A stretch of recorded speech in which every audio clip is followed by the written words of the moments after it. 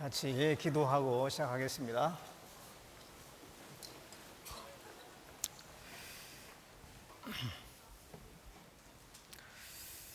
은혜롭고 자비로우신 우리 아버지 하나님, 우리를 죄 가운데서 구원해 주셔서 천국의 소망을 주시고 또 주님의 교회 가운데서 함께 봉사하며 주님의 복음을 위해서 살게 하신 것 참으로 감사드립니다. 이번 대학부 여름 수련회 또 이렇게 많은 우리 형제 자매님들 모여서 함께 말씀도 배우고 봉사하는 가운데 주님을 위해서 함께 할 수 있는 시간 갖게 하신 것 참으로 감사드립니다.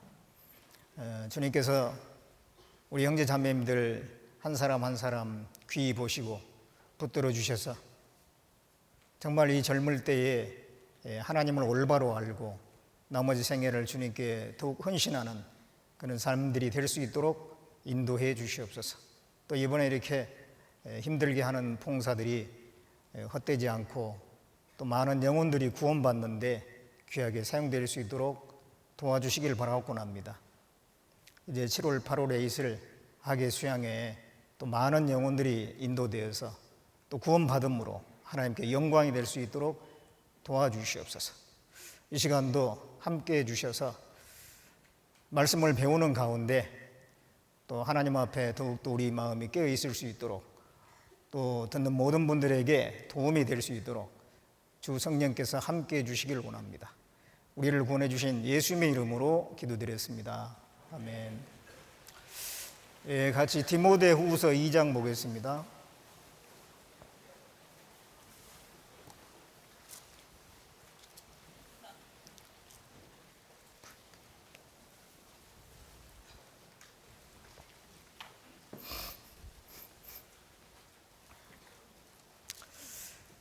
디모데후서 2장 19절부터 21절까지입니다.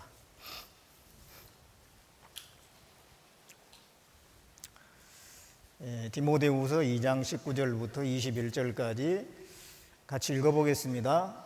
그러나 하나님의 견고한 터는 섰으니 인침이 있어 일렀으되 주께서 자기 백성을 아신다 하며 또 주의 이름을 부르는 자마다 불의에서 떠날지어다 하셨느니라.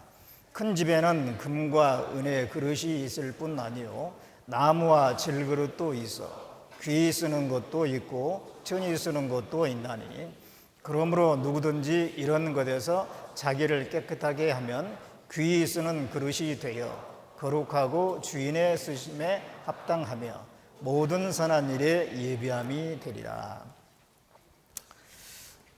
낮에 이렇게 또 봉사하시고 피곤하실 텐데 더군다나 저녁 식사까지 하셔서 좀 졸릴 수 있겠습니다. 많이 졸리면 할 수 없어요. 이렇게 좀 주무셔도 됩니다. 세상에서 가장 무거운 것이 졸릴 때 눈꺼풀이라고 하는데요. 그런데 또 우리 그리스도인들은 그 무거운 눈꺼풀을 이길 수 있는 능력도 있습니다. 그래서 여러분들 피곤한 시간이지만 말씀에 귀 기울여서 유익이 되는 그런 귀한 시간이 됐으면 좋겠습니다. 자, 이 방금 읽은 이 말씀을 이렇게 보면 그러나 하나님의 견고한 터는 섰으니 그런데요. 하나님의 견고한 터가 뭘까요? 하나님의 견고한 터는 성경에 보면은 터는 예수 그리스도다 그랬는데 하나님의 견고한 터는 그 예수 그리스도를 의미합니다. 예수님이 죽으시고 부활하심으로 말미암아 복음의 완성이 됐습니다. 그것은 변함이 없고 영원한 것입니다. 영원한 진리죠. 흔들림도 없고 바뀔 수도 없고 변함도 없는, 그래서 견고한 터는 섰다 그랬습니다. 이미 예수 그리스도께서 죽으시고 부활하심으로 그 복음이 완성되었기 때문에 하시는 말씀입니다. 견고한 터는 섰으니 인침이 있어 일렀으되, 근데 그 복음을 이제 전해서 성령께서 깨닫게 할 때 인을 치거든요. 그렇죠? 복음을 그리스도께서 완성하신 그 복음을 전해서 믿어질 때 성령께서 인을 치신 겁니다. 인을 쳤기 때문에 우리가 구원을 받은 겁니다. 그렇게 해서 구원받은 사람에 대해서 하나님은 아신다는 거예요. 그래서 주께서 자기 백성을 아신다 하며, 예수 그리스도의 죽음과 부활을 통해서 완성된 그 복음이 전해질 때 성령으로 말미암아 인침받은, 그래서 구원받은 그리스도인을 하나님은 아신다 그랬습니다. 여러분들이 다 구원받은 우리 형제 자매님들입니다. 하나님이 일일이 개개인을 아신다는 겁니다. 아셔요. 아버지는 자식들이 여럿이 있으면 그 자식들을 다 알거든요. 저 애는 성품이 어떻고, 저 애는 어떤 성격을 가지고 있고, 또 뭘 좋아하고, 이런 거 알거든요. 혹 부모님은 그 자식에 대해서 온전히 알 수 없을 수도 있어요. 그러나 하나님은 다 아십니다. 그렇죠? 주께서 자기 백성을 아신다 그랬습니다. 우리 한 사람 한 사람을 잘 아셔요. 그런 우리 구원받은 그리스도인에 대해서 하나님의 바라신 바가 뭔가, 이제 그 다음 말씀이 또 주의 이름을 부르는 자마다 불의에서 떠날지어다 하였느니라. 그 영원한, 그 완전한 그 복음을 듣고 성령으로 인침받아서 구원을 받아서 하나님의 백성이 된 우리, 하나님의 아신 바 된 우리에 대해서 하나님의 바라시는 바가 뭐냐? 모든 불의에서 떠날지어다 그랬어요. 모든 불의에서 떠날지어다. 구원받은 그리스도인에 대해서 하나님이 바라는 바, 너희들이 이제 거룩하게 됐으니까, 성별됐으니까 성별된 사람처럼 살아라. 그래서 모든 불의에서 떠날지어다. 이 불의에는 영적인 불의가 있죠. 이 불의는 죄인데요, 영적으로 더러운 게 있어요. 잘못된 교리들, 그 잘못된 교리들이 많이 있습니다. 초대교회에도 그렇게 많이 있었는데요, 우리 시대에도 그 잘못된 교리들이 돌아다녀요. 그런 것에서 우리가 구별돼야 됩니다. 또 하나는 육신적인 모든 행동들, 육신에 속한 모든 것들, 거기서부터 우리가 구별이 돼야 되죠. 그래서 모든 이 불의에서 주의 이름을 부르는 자마다, 확실히 구원받은 사람이라면 불의에서 떠날지어다 그랬습니다. 그러면서 이제 그 다음 말씀에 보면은 큰 집에는 금과 은의 그릇이 있을 뿐 아니요 나무와 질그릇도 있어 귀 쓰는 것도 있고 천이 쓰는 것도 있나니, 그러므로 누구든지 이런 것에서 자기를 깨끗하게 하면 귀 쓰는 그릇이 되어 거룩하고 주인의 쓰심에 합당하여 모든 선한 일에 예비함이 되리라. 금그릇이 있고 은그릇이 있는데 뭘 귀히 쓰시느냐? 깨끗한 그릇을 쓰신다, 이런 말씀을 하시고 계세요. 그 앞에 불의에서 떠날지어다. 왜 우리는 불의에서 떠나야 되느냐? 하나님 앞에 쓰임받기 위해서. 왜 우리는 불의에서 떠나야 돼요? 마땅히 우리가 하나님의 자녀이기 때문에, 구별됐기 때문에 뿐만 아니라 그 뒤에 말씀에 의하면 하나님 앞에 쓰임받기 위해서 우리는 불의에서 떠나야 된다는 것입니다. 그러면서 예를 드는 것이, 여러 그릇이 있지 않느냐? 그 중에서 어떤 그릇을 쓰느냐? 깨끗한 그릇을 쓰지 않느냐? 하나님 앞에 쓰임 받으려면 이런 것에서, 누구든지 이런 것에서 깨끗하게 되면, 그랬잖아요. 누구든지 이런 것에서 자기를 깨끗하게 하면, 이런 것이 뭐냐면 앞에 있는 불의예요. 불의. 모든 불의에서 깨끗하게 하면 귀 쓰는 그릇이 된다, 이렇게 말씀하고 있어요. 그래서 여기에 이 그리스도인을 이 그릇에 비유하고 있는데요, 이 성경에 보면은 사람을 그릇에 비유하는 그런 경우가 아주 많이 나옵니다. 왜냐하면 에레미야 22장에 보면은 고니아에 대해서 천한 파기와 같다. 파기라는 깨진 그릇이에요. 고니아는 천한 파기가 아니냐. 사람을 갖다 깨진 그릇이라고 그렇게 표현을 하기도 하고요. 바울에 대해서는 사도행전 9장에 보면 주의 이름을 이방인과 이스라엘에게 전하기 위해서 택한 나의 그릇이다, 하나님 그랬어요. 바울을 일컬어서 나의 그릇이다, 복음을 전하기 위해서 택한 나의 그릇이다. 그래서 이 그리스도인을 이 그릇에 비유하고 있어요. 천이 쓰는 그릇도 있고 귀히 쓰는 그릇도 있다 그랬습니다. 누구든지 귀히 쓰는 그릇이 되고 싶어하는 마음이 있죠. 그럼 어떻게 하면은 귀히 쓰는 그릇이 되겠는가? 깨끗한 그릇이 되어야 된다. 그렇게 말씀하고 있어요. 그래서 오늘 시간에는요, 그릇을 통해서 그리스도인에게 주시는 그 교훈을 좀 생각을 해보려고 합니다. 시간 되는 데까지 그릇을 통해서 그리스도인에게 주신 교훈이 있어요. 몇 가지를 좀 생각을 해보려고 하는데요. 첫째는 그릇은 토기장에 의해서 만들어집니다. 그렇죠? 그릇은 토기장에 의해서 만들어진 거예요. 근데 이게 사람을 그릇이라고 그랬잖아요. 그럼 토기장이 누구예요? 하나님이시죠, 하나님. 그릇이 토기장에서 만들어지듯이 이 사람을 그릇이라고 했으니까 사람은 스스로 생긴 게 아니라 하나님에 의해서 만들어진 작품들이다라고 하는 것입니다. 이사야 64장 보겠습니다. 이사야 64장 이사야 64장 8절을 보겠습니다.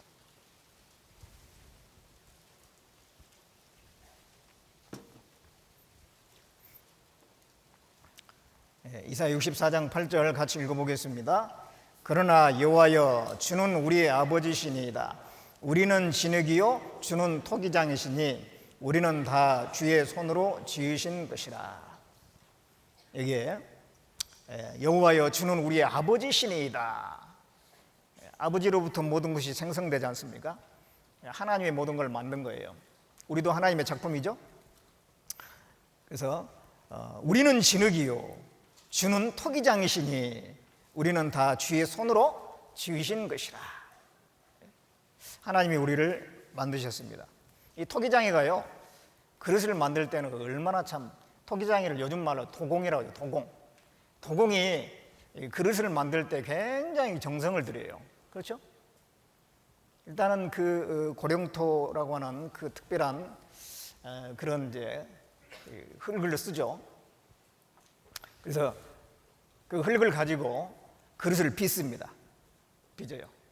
그런 다음에 거기다가 그림을 그려요. 그림을 이렇게 홈을 파가지고 그림을 그리기도 하고 그 위에다 붓으로 그리기도 하고 그러잖아요. 아주 그 정교하게 그림을 그립니다. 그런 다음에 그걸 이제 초벌구이를 하죠. 가마에다 넣어가지고 초벌구이 합니다. 그런 다음에 꺼내가지고 또 거기다 유약을 또 발라가지고 유약을 바르죠. 그런 다음에 또 재벌구이를 하고 그렇게 해가지고 이제 그릇이 생겨나는 겁니다.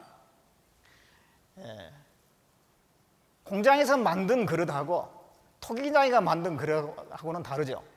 공장에서 만든 것은 똑같은 걸 그냥 아주 빠른 시간에 많이 찍어내는 거예요. 그러니까 똑같아요. 획일적입니다.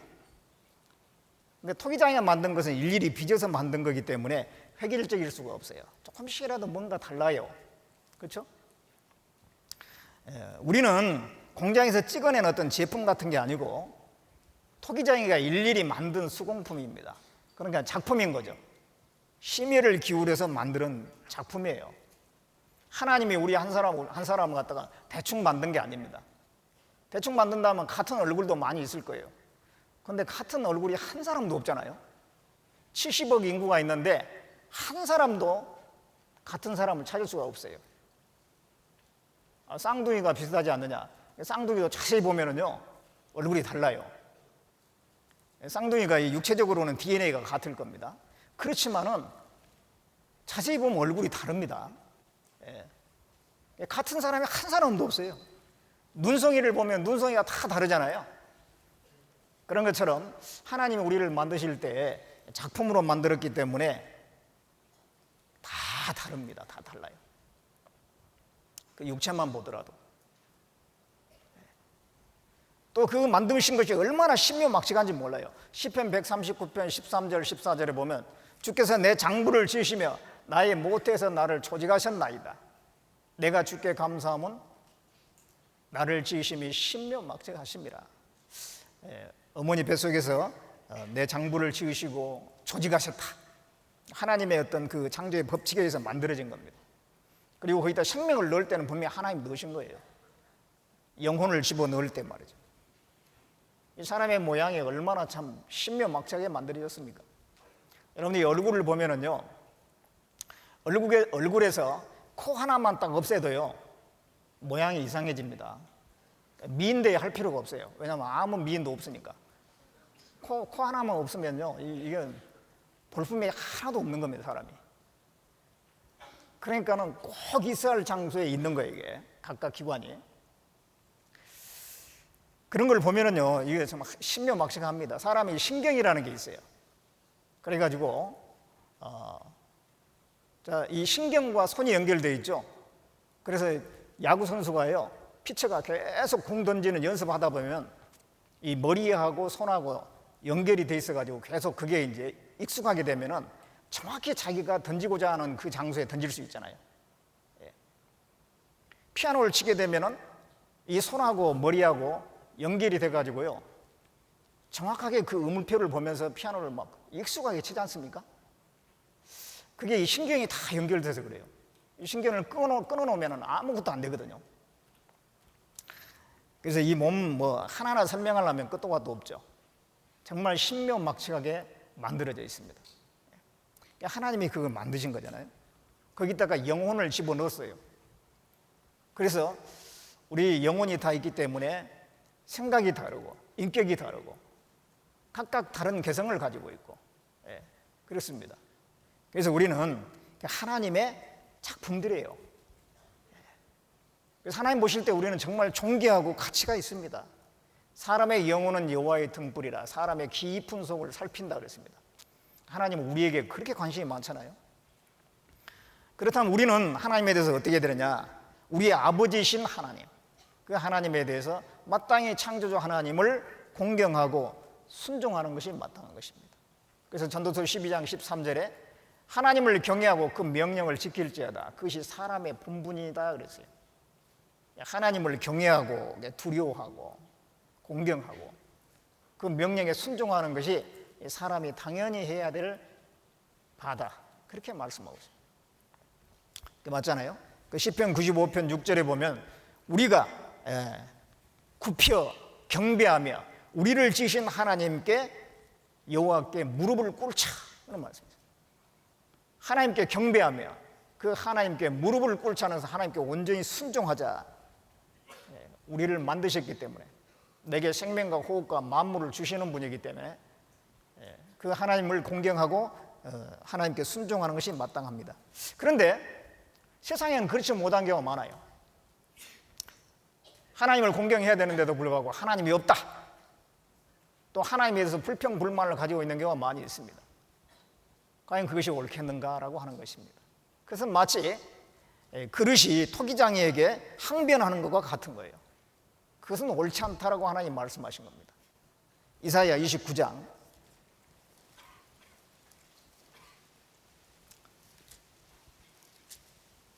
이사야 29장 16절을 보겠습니다.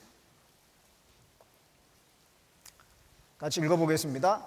너희의 편리함이 심하도다. 토기장이를 어찌 진흙같이 여기겠느냐. 지음을 받은 물건이 어찌 자기를 지은 자에 대하여 이르기를 그가 나를 짓지 아니하였다 하겠으며 빚음을 받은 물건이 자기를 빚은 자에게 대하여 이르기를 그가 총명이 없다 하겠느냐. 지음받은 물건이 어찌 자기를 지은 자에 대하여 그가 나를 짓지 아니하였다. 또 그가 총명이 없다. 그렇게 말하는 것은 맞지 않지 않느냐 이 말이죠. 그런데 이 세상 사람들 그래요. 하나님의 피조물에 불과하면서도 하나님이 나를 짓지 아니했다. 진화론자들 우연 발생했다. 저절로 됐지 무슨 창조주가 있느냐. 그가 나를 짓지 아니하였다. 이렇게 말하는 것은 이 무신론자들, 진화론자들 그런 사람들이잖아요. 그가 총명이 없다. 하나님이 세상을 지었으면 왜 이래? 그러면서 자꾸 불평불만하고 비판적인 하나님에 대해서 대항하는 그런 일들도 많이 있습니다. 역사 가운데 보면 볼테르라고 하는 사람이 아주 전형적인 그러니까 하나님을 대항하는 사람이었잖아요. 교회에 대해서 전쟁을 선포하고 말이죠. 공개적으로 하나님을 대적했던 사람이에요. 그의 죽음은 비참했죠. 죽기 직전에 자기 지옥에 떨어진다고 너무너무 고통스러워하면서 죽어갔습니다. 요즘에 이제 오늘날에 보면은 그 영국의 그 리차드 도킨스라고 하는 진화 생물 화학자 있어요. 근데 그 사람은 하나님을 부정하죠. 만들어진 신이라고 하는 책을 썼습니다. 그래서 이 종교라고 하는 거, 신이라고 하는 거 만들어졌다. 사람이 만든 거다. 존재하지 않다라고 하는 거예요. 아주 대놓고 창조주를 부인합니다. 그리고 이 무신론을 확장하는 그런 운동을 합니다. 참 그런 사람들 하나님 놔둔 거 보면요, 참 하나님은 너무도 오래 참으시는 하나님이에요. 자비로우신 하나님. 그런 사람들이 여기에 있는 여기서 이렇게 말하는 것 같은 겁니다. 그가 나를 짓지 아니하였다. 그에게 총명이 없다. 이사야 45장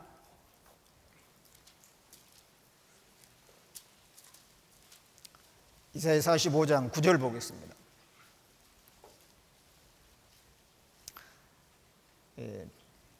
질그릇 조각 중 한 조각 같은 자가 자기를 지으신 자로 더불어 다툴진대 화 있을진저 진흙이 토기장이를 대하여 너는 무엇을 만드느뇨 할 수 있겠으며 너의 만든 것이 너를 가리켜 그는 손이 없다 할 수 있겠느뇨.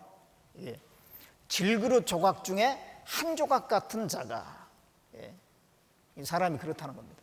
질그릇, 온전한 질그릇도 아니고 질그릇 조각 중에 한 조각 같은 사람이 자기를 지으신 자로 더불어 다툴진대 화 있을진저. 진흙이 토기장에 대해서 너는 무엇을 만드느냐, 그렇게 할 수 있느냐 이 말이죠. 피조물들이 하나님에 대해서 이렇게 따지는 경우가 많이 있죠. 과연 하나님은 거기에 대해서 답변할 수 없을까요? 다 답변할 수 있죠. 사람들이 볼 때 뭔가 이해 안 되는 부분이 있죠. 하나님에 대해서. 왜 그럴까요? 하나님의 생각은요, 모래보다 많다고 그랬어요. 지구상에 있는 모래가 얼마나 많겠어요? 셀 수도 없잖아요. 하나님의 생각은 지구상에 있는 모든 모래보다 더 많거든요. 사람은요, 사람의 생각은 손 안에 있는 한 줌에 있는 모래 정도밖에 안 돼요. 그런 생각 가지고 하나님에 대해서 다 이해가 되겠습니까? 이해가 안 되니까, 자기 생각으로 이해가 안 되니까 왜 이렇습니까? 그렇게 말하는데요, 하나님의 생각은 너무도 넓고 너무도 깊기 때문에, 광대하기 때문에 우리가 미처 이해하지 못할 뿐이에요. 그러나 심판대에 앞에 가면요, 하나님이 다 답변하실 겁니다. 심판대 앞에 가면 하나님 다 답변하세요. 욥기 9장 3절 4절에 보면 1000마디에 한마디도 답변하지 못한다 그랬어요. 하나님이 1000마디 할 때 사람은 한마디도 말 못해요. 심판대에 가서 따져본다면 과연 하나님께서 어떻게 말씀하실까요? 사람의 입은 닫아지게 돼 있어요. 그 대항하는 자에 대해서요, 하나님은요, 일시에 다 죽일 수도 있습니다. 그렇잖아요? 일시에 다 죽일 수 있거든요. 욥기 34장 한번 보겠습니다. 욥기 34장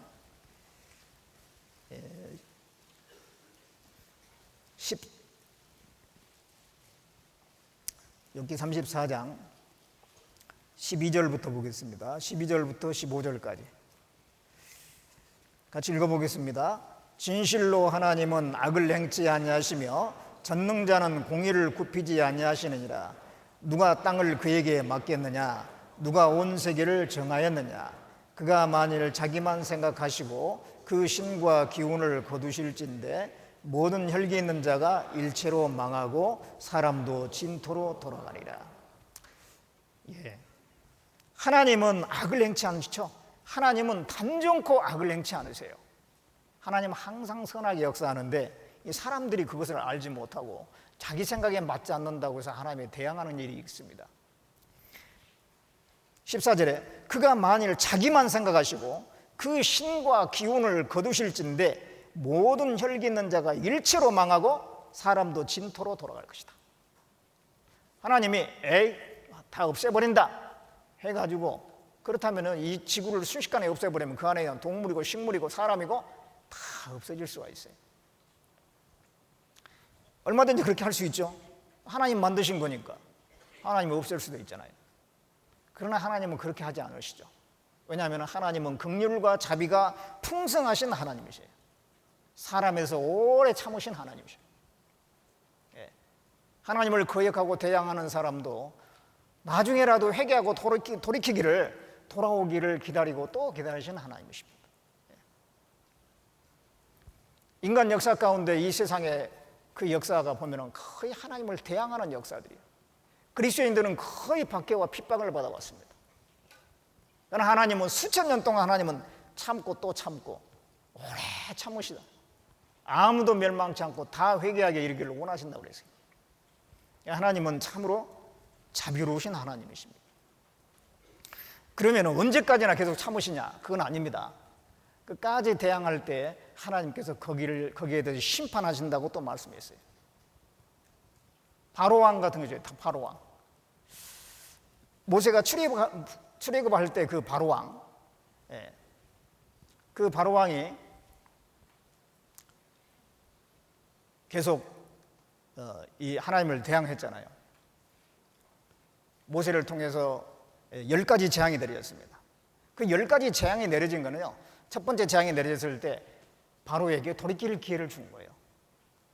그래도 안 돌이키니까 두 번째 재앙을 준 겁니다. 바로에게 돌이킬 기회를 또 준 겁니다. 그렇게 해서 10번까지 가게 된 거는요, 바로에게 계속 돌이킬 기회를 준 거예요, 하나님께서.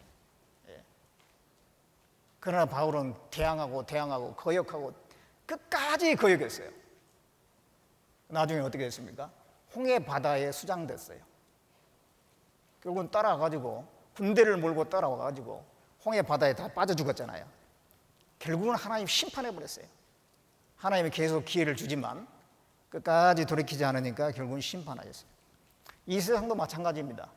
이 세상에 대해서 오래 참으시지만 시편 2편 9절에 보면 하나님이 철장으로 질그릇 깨트린 같이 깨트려 버린다고 말씀했어요. 질그릇 깨트린 것처럼. 이 세상에 있는 사람들은요, 질그릇에 불과해요. 뭐 빌딩을 지어놓고 콘크리트로 해가지고 단단하게 지진이 와도 안 무너질 정도로 지진 설계해가지고 견고하게 세웠을지라도요, 하나님 보실 때는 질그릇에 불과해요. 끝까지 하나님을 거역한 그 세상과 사람에 대해서 질그릇 깨트리듯이 철장으로 질그릇 깨되면 얼마나 잘 깨지겠어요. 그렇게 해서 심판하신다고 말씀하십니다. 그렇기 때문에 우리는 하나님의 작품입니다. 토기장이신 하나님의 작품이에요. 그렇다면 사람은 마땅히 하나님께 순종하고 하나님을 경외하는 것이 마땅한 거예요. 우리 구원받은 그리스도인의 그 마음에도요, 뭔가 이게 불만이 올라올 수가 있어요. 하나님에 대한 원망, 그게 올라올 수 있거든요. 하나님 왜 이렇습니까? 나에 대해서는 왜 이렇게 하십니까? 그런데 내가 알지 못하는 그 무엇을 하나님 알고 계시잖아요. 내가 하나님의 모든 걸 아는 건 아니잖아요. 하나님의 생각은 너무도 깊고 너무도 넓습니다. 그렇기 때문에 우리가 할 일은 기다리는 거예요. 기다려보면서 기도하면서 하나님의 뜻이 분명하게 나타날 때까지 기다려야지, 원망을 한다든가 불평불만을 한다든가 그것을 입으로 낸다든가 그것은 옳지 않습니다. 우리는 그릇입니다. 하나님의 토기장이에요. 그래서 우리는 마땅히 주님께 순종하고 경외하는 것이 마땅합니다. 그리고 또 한 가지로 교훈을 얻을 수 있는 것은 이 그릇은 깨어지기 쉬운 특징을 가지고 있어요. 깨어지기 쉬운 특징. 물론요, 금그릇이나 은그릇 같은 경우는 안 깨지잖아요. 근데 이 성경에 보면은 사람을 일컬을 때는 질그릇이라고 했어요. 사람에 대해서는 질그릇. 방금 읽었던 이사야 45장 9절에도 질그릇 조각 중에 한 조각 같은 사람이라고 했잖아요. 사람을 일그릇은 질그릇. 이 보배를 질그릇에 가졌으니 그런 표현도 있고요. 질그릇이니까 연약하죠. 깨지기가 쉬워요. 베드로전서 3장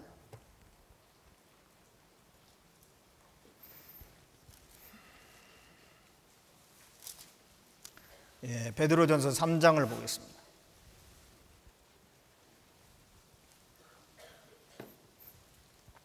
3장 7절에 같이 읽어보겠습니다. 남편된 자들아 이와 같이 지식을 따라 너희 아내와 동거하고 저는 더 연약한 그릇이요 또 생명의 은혜를 유업으로 함께 받을 자로 알아 귀히 여기라. 이는 너희 기도가 막히지 아니하게 하려 함이라. 자, 여기 보면 남편된 자들아, 아내에 대해서 이야기하기를 아내와 동거하고 너희가 지식을 따라 아내와 동거하고 저는 더 연약한 그릇이요 그랬죠. 아내를 일컬어서 남편보다는 더 연약한 그릇이다. 그럼 남편은 연약하지 않다는 얘기인가요? 남편도 연약하고 아내는 더 연약하고 남편이나 아내나 다 연약하다는 거예요, 이 말은. 근데 그 중에서 아내는 더 연약해. 그러니까는 이 사람은 질그릇입니다. 깨지기 쉬운 특징을 가지고 있는 거예요. 그게 연약한 거예요, 연약한 거. 우리는 연약해요. 그러니까 어떻게 했어요? 겸손해야지, 겸손. 연약한 줄 알고 겸손해야 되거든요. 육체가 연약합니다. 건강 과신하지 마세요. 근데 지금 여러분 때가 제일 건강할 때예요. 저도 뒤를 돌아보면요, 뭐 20살부터 25살, 30살 그 사이가 제일 건강했던 것 같아요. 그때는 정말 뭐 피곤한 줄도 잘 모르고 피곤하더라도 자고 일어나면은 몸이 회복이 돼가지고 전혀 뭐 피곤한 줄 모르고 에너지가 넘쳐요. 또 머리도 그렇게 잘 돌아가. 뭘 한번 읽으면 그냥 바로 외워져. 여러분 그렇죠? 그러네요. 머리도 잘 돌아가고 힘도 좋고 그러니까 그때는요 그런 체력이 계속 될 줄로 이렇게 생각할 수가 있어요. 이 건강에 대해서 좀 과신하는 마음이 생길 수가 있어요. 근데 그렇지 않거든요. 의외로 몸이 연약해요. 그리고 요즘에 보면은요 오늘날에는 이 50대나 60대에서 나타날 수 있는 병이 20대, 30대에 나타나는 경우도 있어요. 그런 경우가 이제 많아졌어요. 그래서 건강하다가 갑자기 몸이 이상해가지고 병원에 가보니까 암이 걸렸다든가 젊은 사람이 그런 경우가 있어요. 대장암이나 무슨 당뇨나 이런 것들은 대개 60대, 50대에 오는 거거든요. 근데 20대, 30대에서 많이 나타난다는 얘기잖아. 왜 그럴까요? 먹는 음식에 문제가 많죠. 식습관에 문제가 있어요. 이 식사를 불규칙적으로 이제 많이 한다든가 요즘에 보면 뭐 먹을 게 많기 때문에요. 그냥 불규칙적으로 제때만 식사한 게 아니라 간식 같은 걸 많이 먹습니다. 또 식사할 때 보면은 고기 위주로 편식하는 경우가 많아졌어요. 제가 어렸을 때는 뭐 고기를 많이 먹을 환경이 아니었기 때문에 이것저것 뭐 어쩔 수 없이 다 먹었잖아요. 요즘에는 고기 소비량이 굉장히 많습니다. 그래서 우리 청년들이 보면은 고기 없으면 아예 밥을 잘 못 먹는 그런 경우도 있는 것 같더라고요. 근데 그게 건강에 별로 안 좋아요. 이것저것 같이 어울러서 먹어야지 일정한 음식만 편식하게 되면은 영양이 고루고루 이제 섭취가 안 돼가지고 병에 약하죠. 면역력이 떨어집니다. 그리고 이제 이 가공식품 같은 것을 요즘에는 많이 먹게 되죠. 가공식품이라는 것은 하나님이 주신 상태에서 변형시킨 거잖아요. 이상하게도 하나님이 창조한 그 상태에서 변형을 더 많이 시킬수록 음식은 좀 문제가 생기더라고요. 문제가 생겨요. 뭔가 안 좋은 것이 발생하고 몸에 안 좋은 영향을 미치는 겁니다. 하나님이 그렇게 만들어 놓은 것 같아요. 하나님이 창조한 상태가 가장 완전한 상태예요. 그걸 바꾸는 것은 좋지 않은 것 같아요. 하나님 완전하신 분이잖아요. 그래서 우리가 가장 좋은 상태로 만들어 놨는데 그걸 자꾸 바꿔요. 근데 우리가 그런 것을 섭취하는 가운데 건강이 안 좋아지는 경우가 있어요. 또는 너무 자극적인 것을 먹는다든가 지나친 칼로리를 많이 섭취한다든가 그런 이 먹는 데 있어서 오늘날에 이제 많은 좀 문제들이 있습니다. 그리고 또 운동을 또 별로 안 하는 경우가 있어요. 먹기는 많이 먹는데 운동은 또 부족하는 경우가 있어요. 그리고 낮과 밤이 바뀌는 그런 경우도 많이 있습니다. 우리 청년들 중에서도 저녁에 뭐 11시 안에 자는 그런 경우 별로 없을걸요, 아마. 거의 뭐 2시 넘어가고 그러다 보니까 늦게 일어나기도 하고 또 낮에는 비실비실하고 근데 그게 이 낮과 밤이 바뀐 거거든요. 어떤 제가 신문 그 자료를 봤는데요. 주야간 교대 근무를 하는 경우 있잖아요. 직장 생활 하는 분들이 주야간 교대 근무를 할 때 그냥 주간만 쭉 하는 사람하고 주야간 교대 근무하는 사람이 훨씬 더 질병 발병률이 많답니다. 특히 이제 우울증이나 그런 것들은 뭐 거의 2배 이상 되고요. 그래서 낮에는 일하고 저녁에는 자고 이게 하나님이 만들어 놓은 법칙이에요. 근데 거기서 벗어나니까 문제가 생기는 거예요. 그래서 참 우리 청년 때요 건강 관리를 잘해야 됩니다. 이 건강과 신앙생활은 직결돼요. 로마서 12장 1절에 너희 몸을 하나님이 기뻐하시는 거룩한 산제사로 드리라. 몸으로 산제사를 드리라고 그랬는데 몸이 약한데 어떻게 산제사를 드려요? 몸이 약하면 신앙생활에 상당한 제한을 받아요. 병이 든다든가 그러면. 그러니까는 내가 정말 주님 앞에 신앙생활을 잘할 것 같으면 그런 건강관리도 좀 세밀하게 잘 해야 돼요. 몸에 좋은 걸 먹고 안 좋은 거는 멀리하고 그렇게 하려고 애를 쓰는 것이 필요합니다. 성령의 9가지 열매 중에서 맨 마지막에 절제죠, 절제. 그 절제가 안 되면 다른 건 다 안 되는 거잖아요. 자기 절제가 안 되는데 뭐가 되겠습니까? 그래서 우리가 참 이 몸이라고 하는 거 의외로 약합니다. 그걸 우리가 관리를 잘 해야지 그걸 가지고 주님을 위해서 살 수가 있어요. 우리는 육체도 약하고 마음도 약한 부분이 있어요. 쉽게 상처도 받고 쉽게 또 낙심하기도 하고. 그래서 우리는요 연약합니다. 그래서 이 겸손한 마음을 늘 가지는 게 필요해요. 겸손한 마음. 교만은 신앙생활의 최대의 적입니다. 교만하면 무슨 방법이 없어요. 교만하면 말씀도 안 들어오잖아요. 말씀이 들어가야지 치료가 되는데 말이죠. 이 교만은 패망의 선봉이요 거만한 마음은 넘어짐의 앞잡이라 그랬어요. 우리 교만치 않도록 예를 써야 됩니다. 되게 보면요 좀 다른 사람보다 나은 것이 내게 있다, 더 나은 게 있다라고 생각하면 그것 때문에 교만해질 수가 있어요. 건강하기 때문에 교만해진 경우도 있어요.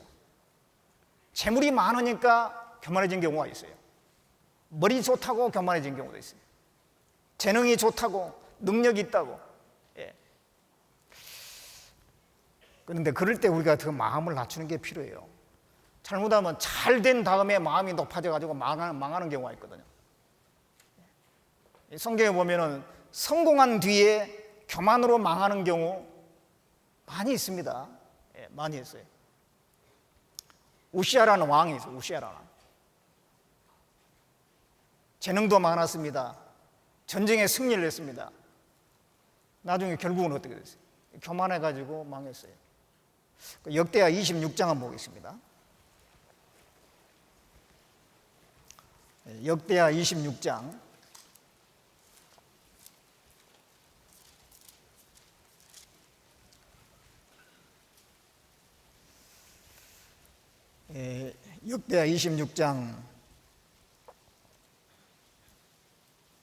6절 보겠습니다. 6절. 우시아가 나가서 블레셋 사람과 싸우고 가드 성과 야브네 성과 아스돗 성을 헐고 아스돗 땅과 블레셋 사람 가운데 성읍들을 건축하며 하나님이 도구사 블레셋 사람과 구르발의 그한 아라비아 사람과 마온 사람을 치게 하신지라. 암몬 사람이 우시아에게 조공을 바치매 우시아가 심히 강성하여 이름이 애굽 변방까지 퍼졌더라. 이 우시아 하나님께서 도와주셔가지고 주변 나라를 정복하고 아주 강한 나라가 됐잖아요. 그리고 이 사람은 재능도 많아요. 그래서 10절에 보면은 또 거친 땅에 망대를 세우고 물 웅덩이를 많이 팠으니 평야와 평지에 육축을 많이 기름이며 또 여러 산과 좋은 밭에 농부와 포도원을 다스리는 자를 두었으니 농사를 좋아함이더라. 농사도 좋아해가지고요 또 그쪽에도 많이 개발도 하고 재능도 많죠. 그 다음 또 15절에 보면은 또 예루살렘에서 공교한 공장으로 기계를 창작하여 망대와 성곽 위에 두어 살과 큰 돌을 발하게 하였으니 그 이름이 온 방에 퍼지면 기이한 도우심을 얻어 강성하여 짐이더라. 예, 그 기계, 그 돌 날리는 그 기계 있잖아요. 예, 그 투척기 같은 거 그런 것을 아주 특수하게 제작을 해가지고 아주 군대를 강하게 만들고 그런 것들이 다 기이한 도우심을 얻은 거예요. 하나님의 기이한 도우심을 얻어서 그래야 된 거거든요. 그런데 그 하나님께 영광 돌리고 자기는 겸손해야 되는데 그러질 못했죠. 16절에 저가 강성하여짐에 그 마음이 교만하여 악을 행하여 그 하나님 여호와께 범죄하되 곧 여호와의 전에 들어가서 향단에 분향하려 한지라. 저가 강성하여짐에 마음이 교만하여. 강성하여지니까 마음이 교만해져가지고 제사장만이 분향할 수 있는데 자기가 분향하려고 하다가 하나님이 쳐가지고요 문둥병이 생겼어요. 문둥병. 죽는 날까지 그냥 문둥병자로 살았습니다. 이제 왕 위에서 폐위되고 잘 되니까 말이죠. 그 마음이 높아져가지고 그 때문에 마음이 교만해져서 망하게 됐어요. 예. 우리는 이 겸손함을 늘 유지해야 됩니다. 우리는 연약한 그릇이에요. 깨지기 쉽습니다. 순식간에 박살날 수가 있어요. 그렇기 때문에 우리는 항상 마음을 낮춰야 돼요. 다윗은 하나님 앞에 끝까지 귀 쓰임 받았잖아요. 다윗의 좋은 점이 잘한 점이 뭐냐면 항상 겸손했어요. 내 마음이 교만치 아니하며 내가 큰 일과 미치지 못할 기이한 일을 힘쓰지 않습니다. 내 눈이 높지 않습니다. 내가 마치 젖된 아이가 어미 품에 있음 같이 하나님을 의뢰했다고 시편 131편에 쭉 말씀하고 있잖아요. 그리고 이 다윗은요 자기 연약함을 알게 해달라고 하나님께 기도했어요. 그 시편 39편에 보면 나의 종말과 연한의 어떠함을 알게 하사 나로 나의 연약함을 알게 하소서. 하나님 제가 얼마나 연약한지 알게 해달라고. 다윗은 왕이었잖아요. 주변 나라를 정복했습니다. 가는 데마다 이겼습니다. 전쟁에서 실패한 적이 없어요. 그런데 이 다윗은 넘어지지 않았죠. 늘 하나님 앞에 자기 연약함을 알게 해달라고 겸손을 유지했던 겁니다. 물론 밧세바를 취한다든가 그런 그 정욕적인 의지 못해가지고 죄를 진 적이 있지만 그러나 하나님 앞에 교만하진 않았어요. 교만하지 않으면은 그래도 방법이 있는 겁니다. 하나님의 도우심을 받을 수가 있는 거예요. 그래서 우리가 연약한 그릇입니다. 나뿐만 아니에요. 또 다른 형제 자매도 연약한 그릇이에요. 깨지기 쉽습니다. 그러니까 부딪히지 않도록 해야 돼요. 형제 자매 간에 부딪히는 경우가 생겨요. 근데 그것으로 인해서 상대방을 실족하게 만든 경우가 있거든요. 그러지 말아야 돼요. 내가 연약한 그릇이듯이 저 형제도 저 자매도 연약한 그릇이에요. 내가 말 한마디 잘못해가지고 얼마든지 실족할 수가 있는 것입니다. 로마서 14장에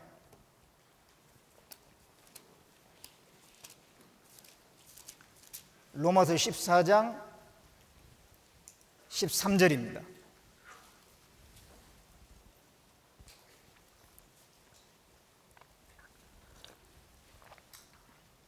(14장 13절) 같이 읽어보겠습니다. 그런즉 우리가 다시는 서로 판단하지 말고 도리어 부딪힐 것이나 거칠 것으로 형제 앞에 두지 아니할 것을 주의하라. 부딪힐 것이나 거칠 것으로 형제 앞에 두지 아니할 것을 주의하라 그랬어요. 부딪히면 깨지잖아요. 그릇들이시니까, 질그릇이니까. 서로 부딪히지 않도록 해야 돼요. 우리 언어나 행동을 조심해야 됩니다. 이 교재에 나오다가요 실족하는 경우가 가끔 있잖아요. 교재 안 나오는 경우가 있어요. 그 원인을 보면요, 형제 자매하고 어떤 말 때문에 상처받아도 안 나오는 경우가 의외로 많습니다. 어떤 그 마음에 큰 상처가 되는 말을 들은 거예요. 그 다음에는 그 형제에 대한, 그 자매에 대한 미움이 생긴 겁니다. 교회 나가면 또 보게 되니까 안 나가버리는 거예요. 그 말이 실족하게 만들었잖아요. 마태복음 18장 6절에 보면 누구든지 이 작은 소자 중에 한 사람을 실족케 하면 마치 그 연자 맷돌을 그 목에 매어서 바다에 던진 것 같다 그랬어요. 실족케 하는 것은 죽이는 것이다 이 말이에요. 신앙을 죽이는 거예요. 그래서 우리가 이 말하는 걸 조심해야 되거든요. 오늘날에는 이 자녀들을 낳을 때 하나나 둘 이렇게 낳잖아요. 많이 낳지는 않습니다. 이 자녀들이 많을 때는 5명이고 6명이고 그러면은요, 그 성장하는 과정에서 거기서 어느 정도 그런 걸 배워요. 언어 생활하는 것도, 또 질서도 배우고, 또 그런 걸 배웁니다. 인간관계를 배우거든요. 그런데 이제 식구들이 작다 보니까요, 자녀가 작다 혼자 크는 경우도 있어요. 그러면 그런 가정에서 그런 인간관계를 제대로 배우지를 못해요. 존중만 받으면서 성장합니다. 그러다 보면은 이제 사회에 나가서 또 교회 안에서 또 존중받을 것만 생각하는 거예요. 그러다 보니까 부딪히기가 쉽죠. 상대방을 배려하고 상대방을 생각하는 그런 말을 해야 되는데 그렇지 않음으로써 서로 간에 부딪히길 수가 있어요. 그래서 우리가 참 그런 걸 조심해야 됩니다. 이 인간관계를 어떻게 하느냐, 이것이 이 신앙생활과 아주 직결되는 겁니다. 왜냐하면 신앙생활은요, 형제자매와 만남 속에서 이루어지는 거잖아요. 혼자 사는 게 아니잖아요. 신앙생활은 1년, 2년 할 게 아니고 평생 해야 되는데, 우리가 평생 교회 생활을 해야 되는데, 교회 생활을 잘하려면 인간관계를 잘해야 돼요. 서로 말하고 행동하는, 하나 되게 하는 그런 말을 하고, 상대방에 기쁨을 주는 말을 하고, 그렇게 해야 되거든요. 그렇지 않으면은 교회 생활에 문제가 생길 수가 있습니다. 뿐만 아니라 사회생활도 쉽지 않아요. 사회생활도. 인간에게 행복감이라고 하는 것은 인간관계 속에서 생기는 거거든요. 근데 자기 스스로 그걸 망치는 경우가 있어요. 자기의 말이나 자기의 행동으로 결국은 그것이 자기한테 다 돌아옵니다. 예수님이 말씀했죠. 누구든지 대접받고자 하는 자는 먼저 대접하라고 그랬잖아요. 먼저 대접하면 그 사람으로부터 나에게 똑같은 대접이 오는 겁니다. 우리가 그걸 생각한다면 인간관계를 잘 할 수가 있을 거예요. 사람은요, 의외로 연약합니다. 육체도 연약하고 마음도 연약하고 상처도 잘 받고 쉽게 삐지고 쉽게 주저앉고 낙심하고 작은 문제로 틀어지고 그러기 때문에 우리는 서로 조심해야 돼. 조심해야 돼. 부딪힐 것이나 거칠 것으로 형제 앞에 두지 아니할 것을 주의하라. 주의하라. 그게 사랑이거든요. 그게 사랑이잖아요. 사랑. 나 때문에 넘어지지 않도록 오히려 상대방에 기쁨을 주려고 하는, 나와 같이 모든 일에 모든 사람을 기쁘게 하여 나 유익을 구취하냐고 많은 사람의 유익을 구하여 저희로 구원을 얻게 하라. 고린도전서 10장 33절에 다른 사람의 기쁨을 구하는 것이 사랑이지 않습니까? 우리가 그런 마음이 있을 때 비록 우리는 연약한 그릇이지만, 깨지기 쉬운 그릇이지만 서로 간에 서로를 잘 존중해주고 그럴 때 보존이 되고 연합이 되고, 그럴 때 우리가 하나님의 역사를 잘 이루어갈 수가 있을 겁니다. 그리고 또 하나, 그릇의 가치는요, 무엇을 담는가에 따라서 달라집니다. 그릇의 가치, 무엇을 담는가? 자, 이 질그릇이라도 귀한 음식을 담으면 귀한 그릇이 되는 거예요. 그런데 겉보기는 좋은 그릇 같은데 그것도 꾸정물을 담아버린다. 꾸정물통이 됩니다. 그러니까 이 그릇에 뭘 담느냐에 따라서 그 가치가 달라져요. 우리 안에는 뭐가 있을까요? 고린도후서 4장을 보겠습니다.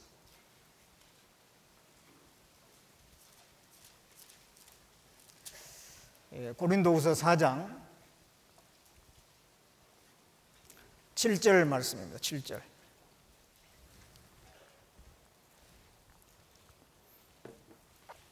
같이 읽어보겠습니다. 우리가 이 보배를 질그릇에 가졌으니 이는 능력이 심히 큰 것이 하나님께 있고 우리에게 있지 아니함을 알게 하려 함이라. 자, 여기 우리가 이 보배를 질그릇에 가졌다. 우리 안에는 보배가 담겨 있어요. 각 사람 안에 무엇이 담겨 있느냐, 이거 참 중요하죠. 각 사람 안에 무엇이 담겨 있느냐. 이 세상 사람들을 보면요, 그 마음에 이 사업적인 생각으로 가득한 사람이 있어요. 자나 깨나 사업이에요, 사업. 어떤 사람은 그 생각 속에 가치 없는 지식으로 가득 차 있어요. 쓸데없는 지식인데, 자기 생명과 자기 영혼 문제하고 아무 상관없는 지식인데 잔뜩 가지고 체계화 시켜가지고요, 나름대로는 똑똑하다고 생각해. 근데 완전히 헛똑똑이에요. 어떤 사람은 또 음란한 영상이나 그런 것을 늘 습관적으로 보는 바람에 이 머릿속에 온갖 정욕적인 생각으로 가득한 사람도 있어요. 무엇이 마음에 들어있느냐, 나는 뭘 담고 있느냐, 한번 생각해 보세요. 뭘 담느냐에 따라서 우리의 가치는 달라지는 겁니다. 여기에 우리가 이 보배를 질그릇에 가졌다. 정말 구원받은 그리스도인이라면 그 안에 보배가 있어요.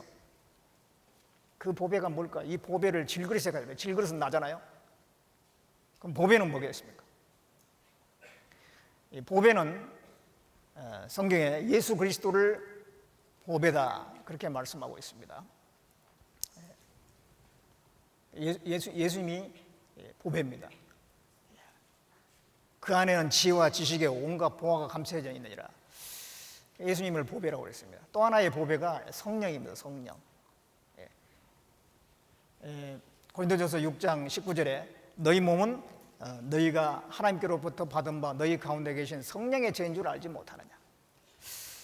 그래서 예수님도 보배고 성령도 보배예요.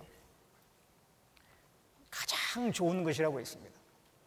마태복음 7장에 보면요, 아들이 떡을 달라면 돌을 줄 자가 있느냐, 생선을 달라면 뱀을 줄 자가 있느냐, 악한 자라도 아들에게 좋은 것을 주지 않느냐, 하물며 너희 천부께서 구하는 자에게 좋은 것을 주지 않겠느냐, 그런 말씀이었어요.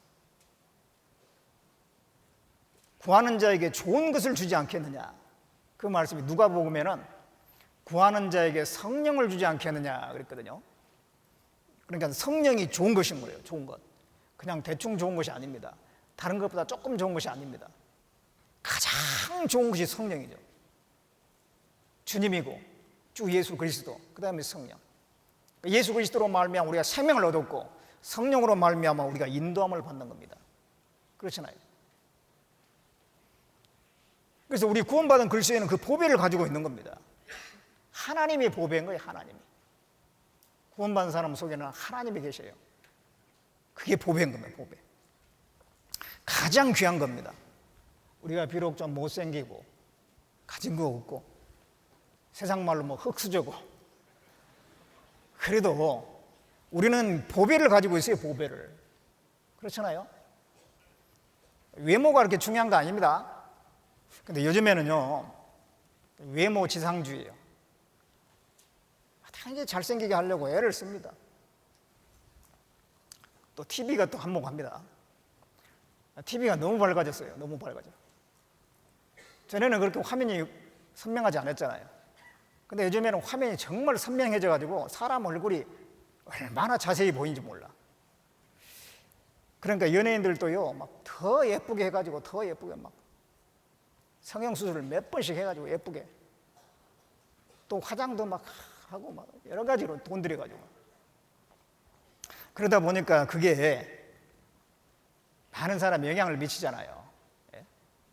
우리 자매님들은 또 특히 아름다움에 대해서 더 관심이 있잖아요. 그래서 우리나라 같은 경우는 정말 이 성형 왕국이에요. 성형 왕국. 성형외과가 얼마나 많은지 아시죠? 예. 그리고 수많은 사람들이 그 비싼 그 엄청난 돈을 들여가지고 그렇게 아름답게 꾸미려고 애를 씁니다. 예. 그런데 내면은 어떨까요? 내면은 갈수록 악해지는 거예요. 죄악이 충만합니다. 잠언에 보면요, 아름다운 여인이 삼가지 않은 것은 돼지 코에 금골이니라, 그런 말이 있어요. 아름다운 여인이 삼가지 않는 것은, 겉모양은 아름다운데 속에는 전혀 아닌 거예요. 그것은 돼지에다가 금골이 해놓은 거와 똑같다, 그랬습니다. 외모가 이게 중요한 게 아닙니다. 성경 한번 보세요. 성경에 보면은 성경의 신앙적인 인물들에 대해서 신체 사이즈가 나온 적이 한 번도 없어요. 그거 보셨어요? 아브라함 어떻게 생겼는지, 도대체 키가 얼마나 큰지 작은지 뚱뚱한지 마른지 몰라요. 아브라함, 이삭, 야곱, 모세, 다니엘, 욥, 바울, 뭐 이런 사람들 신체 사이즈 알 수가 없어요. 그런 게 중요한 게 아니거든요. 하나님 보실 땐 그게 중요하지 않아요. 근데 사람은 만나면요, 키가 크네요, 작네요, 좀 말랐네요, 그동안 살이 좀 쪘네요, 얼굴이 좋아 보이네요. 하여튼 만나면 첫 마디가 그런 말을 하는 사람이 있어요. 그냥 보이는 대로 얘기하는 거예요. 그렇게 중요한 게 아니거든요. 사이즈가 중요한 게 아니고 그 속에 있는 내면이 어떤 상태냐, 그게 더 중요한 거잖아요. 근데 성경에 보면은요, 오히려 신앙에 실패한 사람들의 외모는 화려했어요. 신앙에 실패한 사람들의 외모는 화려했다니까. 사무엘하 한번 찾아보겠습니다. 사무엘하 14장.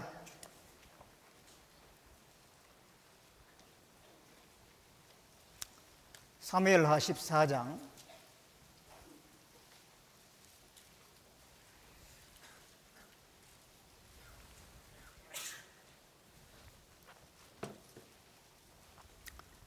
사무엘하 14장 25절 보겠습니다.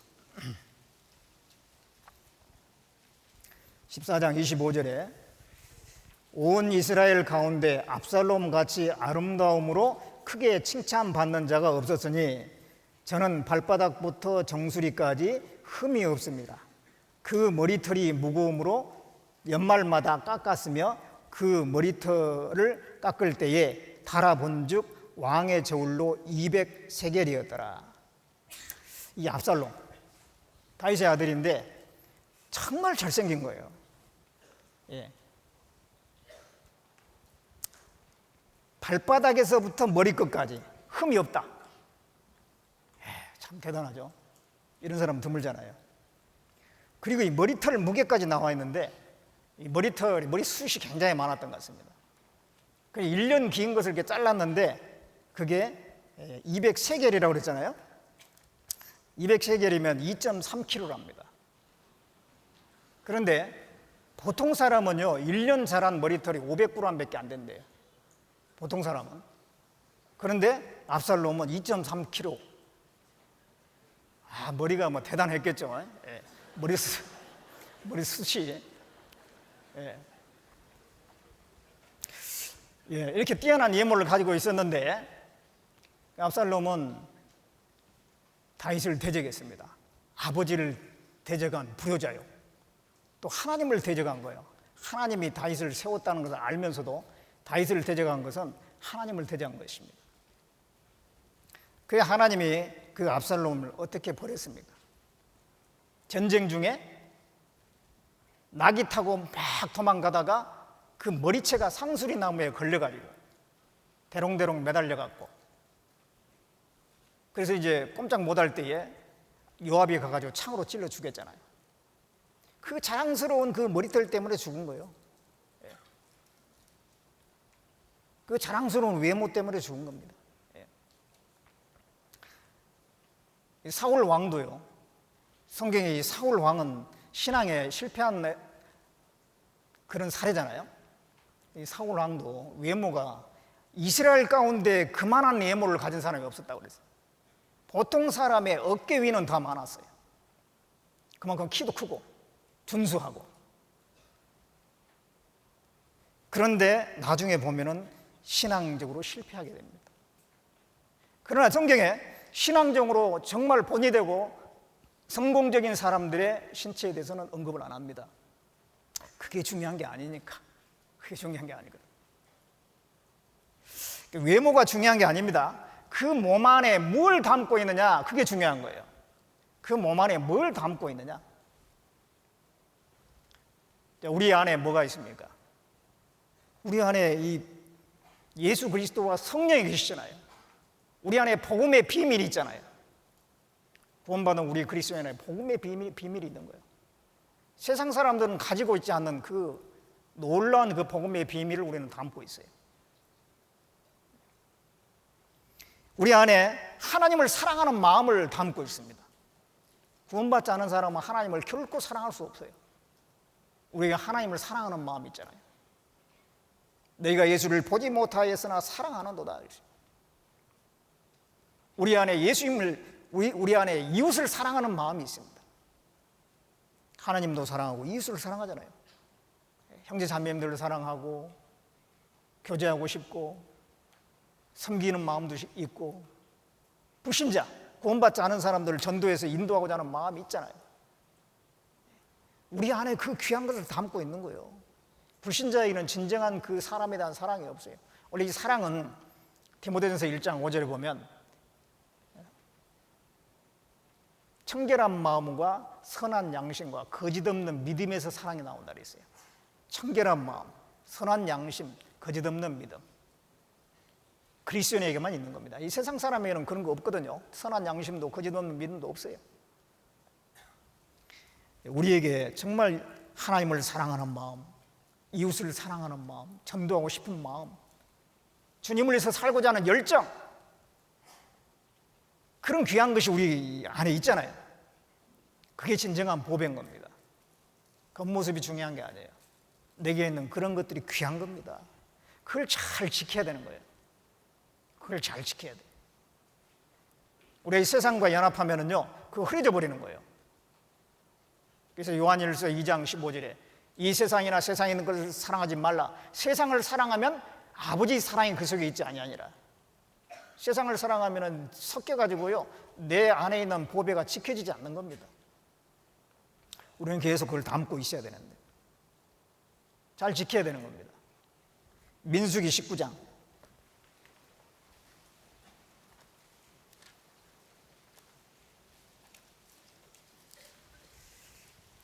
민수기 19장 15절을 보겠습니다. 15절. 민수기 19장 15절 같이 읽어보겠습니다. 무릇 뚜껑을 열어놓고 덮지 아니한 그릇도 부정하니라. 그릇을 이렇게 덮어놔야 되는데 덮지 않으면 부정하다. 거기에 이물질이 들어가니까.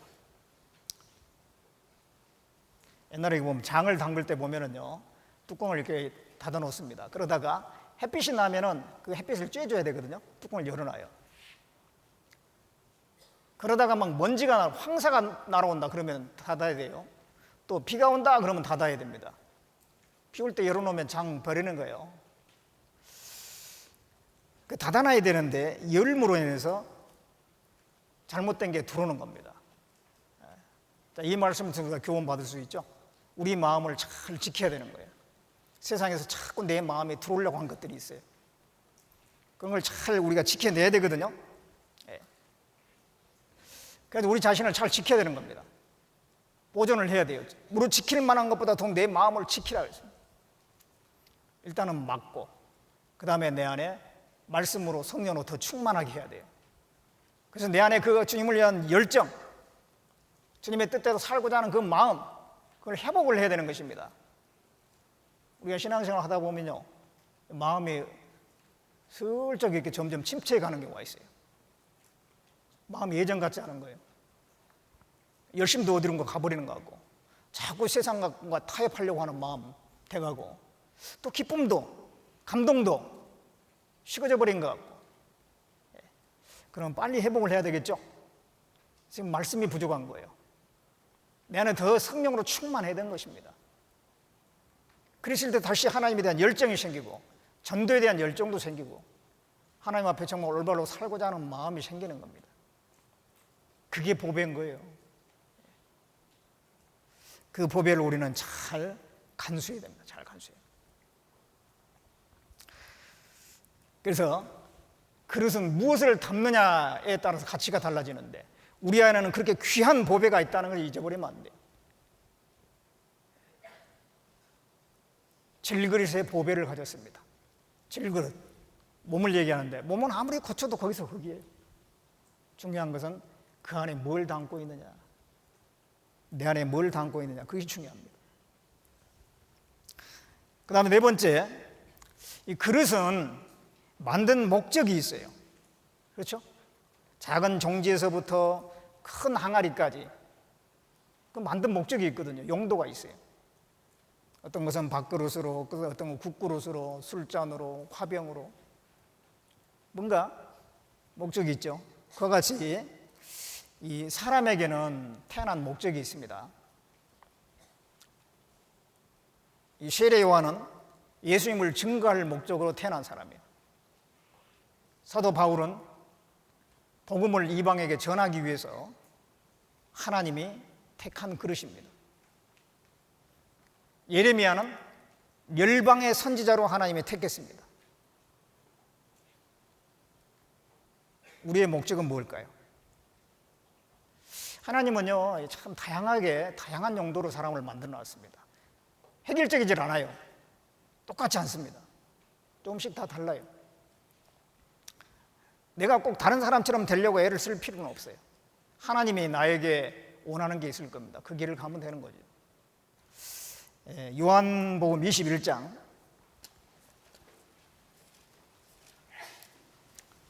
요한복음 21장 18절을 보겠습니다.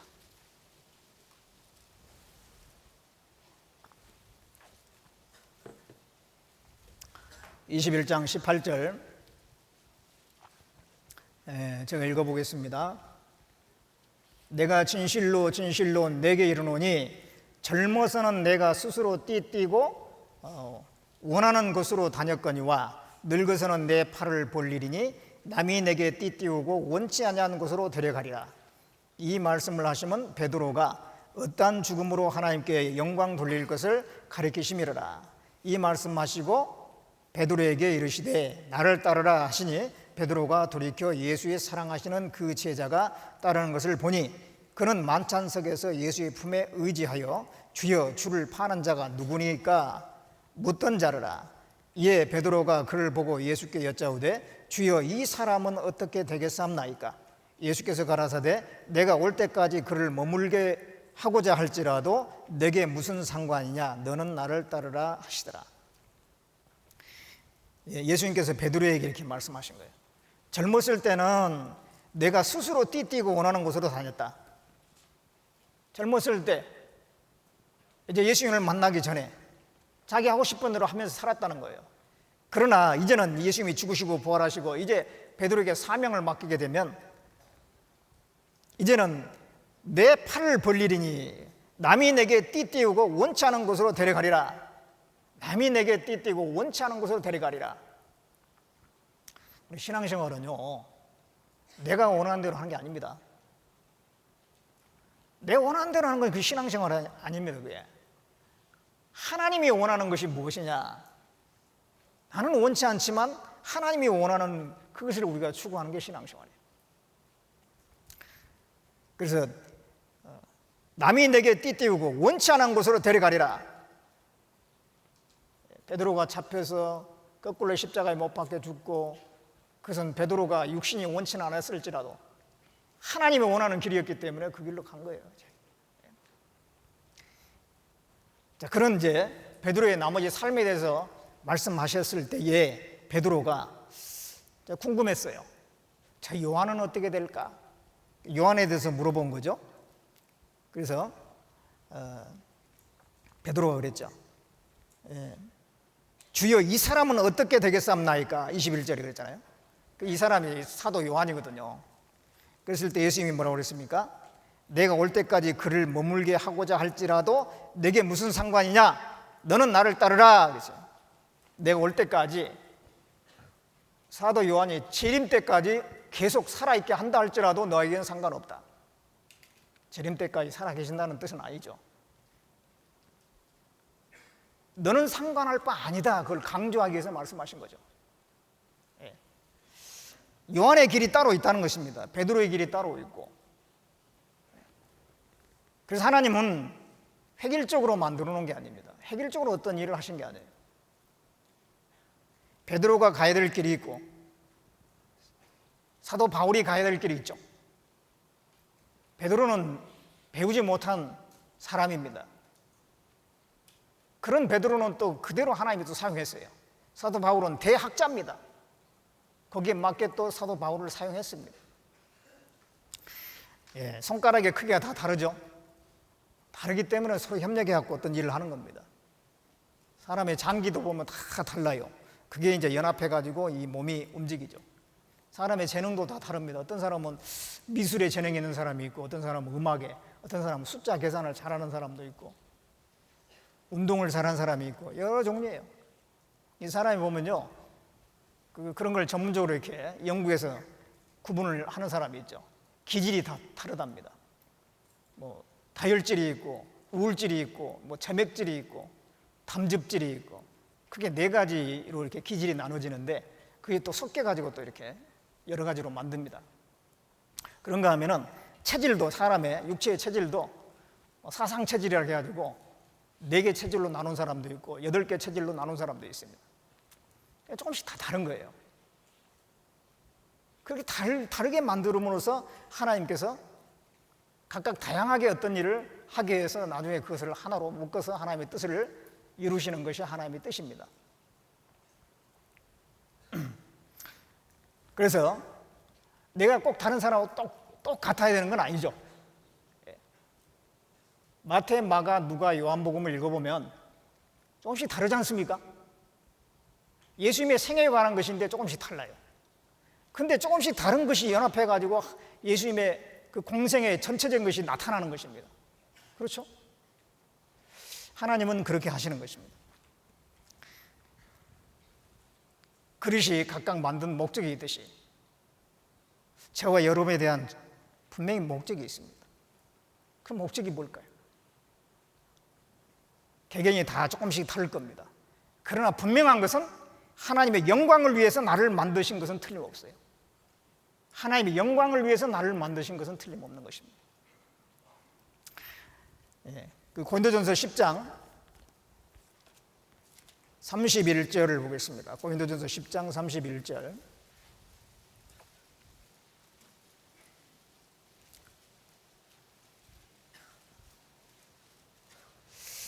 같이 읽어보겠습니다. 그런즉 너희가 먹든지 마시든지 무엇을 하든지 다 하나님의 영광을 위하여 하라. 먹든지 마시든지 무엇을 하든지 다 하나님의 영광을 위해서 하라 그랬는데요. 우리가 무엇을 위해서 살아야 되느냐? 하나님의 영광을 위해서, 한마디로 하나님의 영광을 위해서. 하나님의 영광이라는 것은요, 하나님이 높임받고 하나님이 찬양받는 걸 얘기합니다. 하나님이 널리 알려지는 걸 얘기해요. 무엇이 하나님께 영광이 될까요? 물론 복음을 전하는 것입니다. 하나님이 우리 사람에게 자신을 드러내고자 하는 가장 중요한 일이 있다면 뭘까요?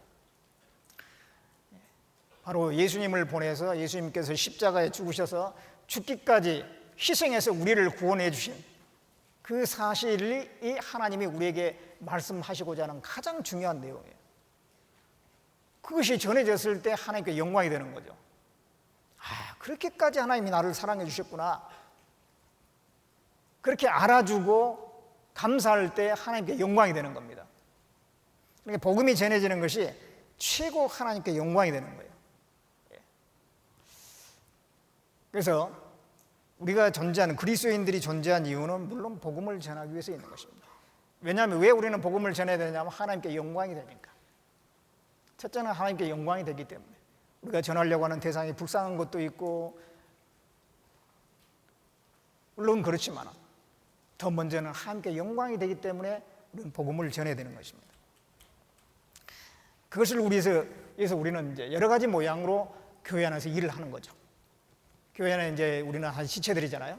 그 가운데서 이제 쭉 그 하면서 순종하면서 생활하다 보면 하나님께서 내게 할 일을 주시죠. 그러면은 그 가운데 그 하면서 그 일에 충성하면서 복음을 위해서 살아가면 되는 거죠. 꼭 뭐 큰 장소에 있어야 되고 돋보이는 일을 해야 되고 꼭 그래야만 되는 건 아닙니다. 얼마나 큰 장소에서 일하느냐, 얼마나 돋보이는 일을 하느냐, 그거보다 더 중요한 것은 내가 얼마나 하나님께 바쳐졌고 내가 얼마나 충성되게 살아가느냐, 그게 더 중요한 거예요. 하나님은 우리에게 충성한 그 정도에 대해서 상을 주신다고 성경에 말씀하고 있잖아요.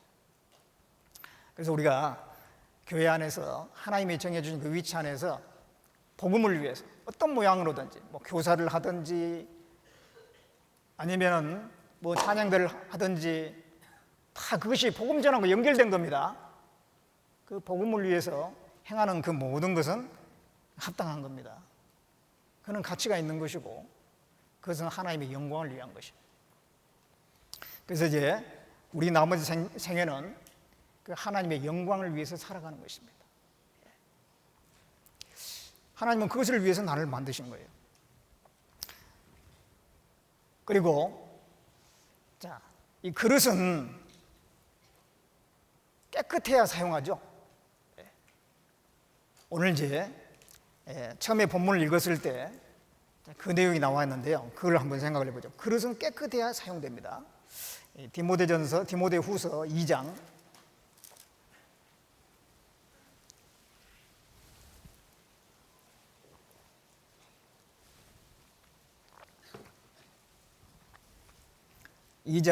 20절 21절에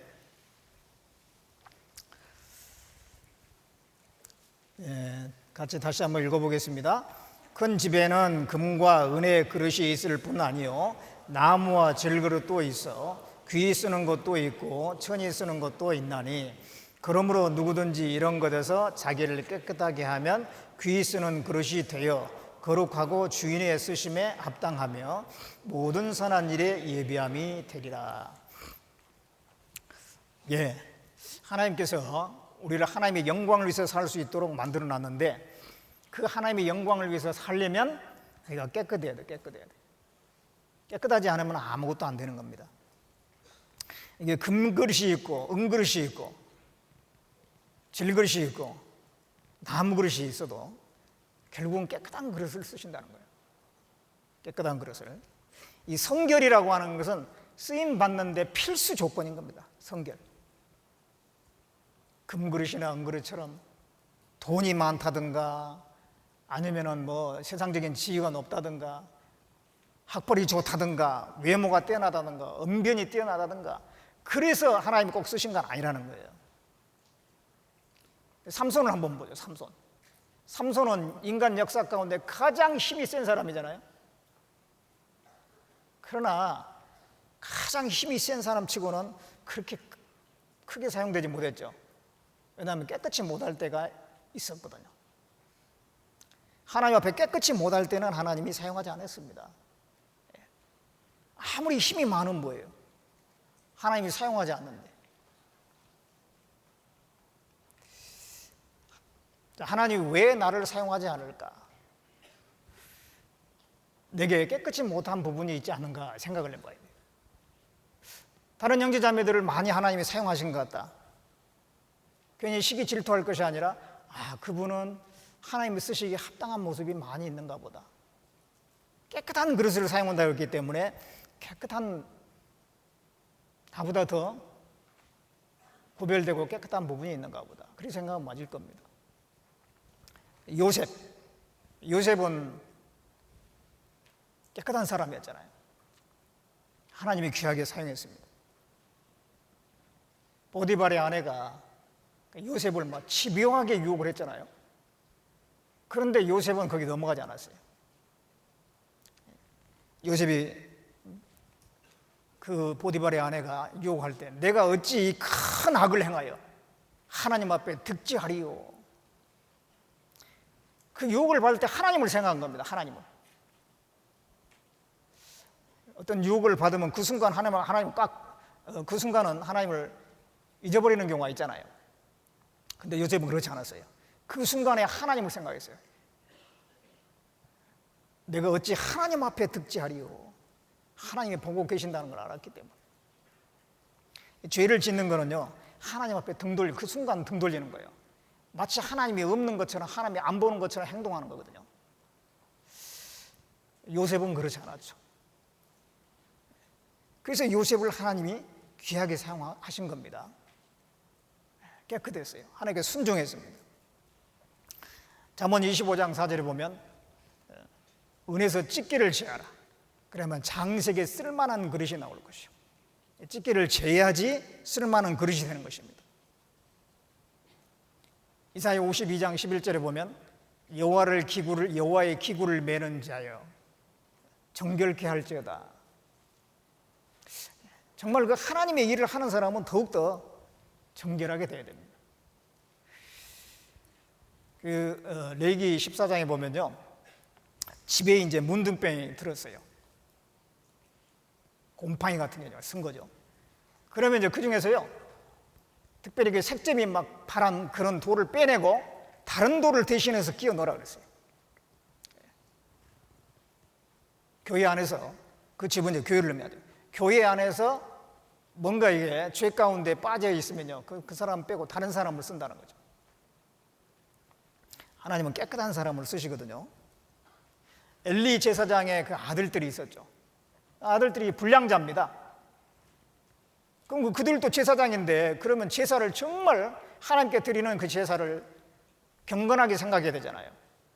그런데 그 제물을 가지고 오면은 맛있는 부위는 딱 자기들이 빼가지고 먼저 먹고 제물을 뺏기도 하고 제사를 멸시했어요. 또 회막에서 수종 두는 여인들과 동침을 하고 이 제사장으로서 할 수 없는 일들을 막 했습니다. 하나님이 결국은 그 두 사람 죽게 만들었잖아요.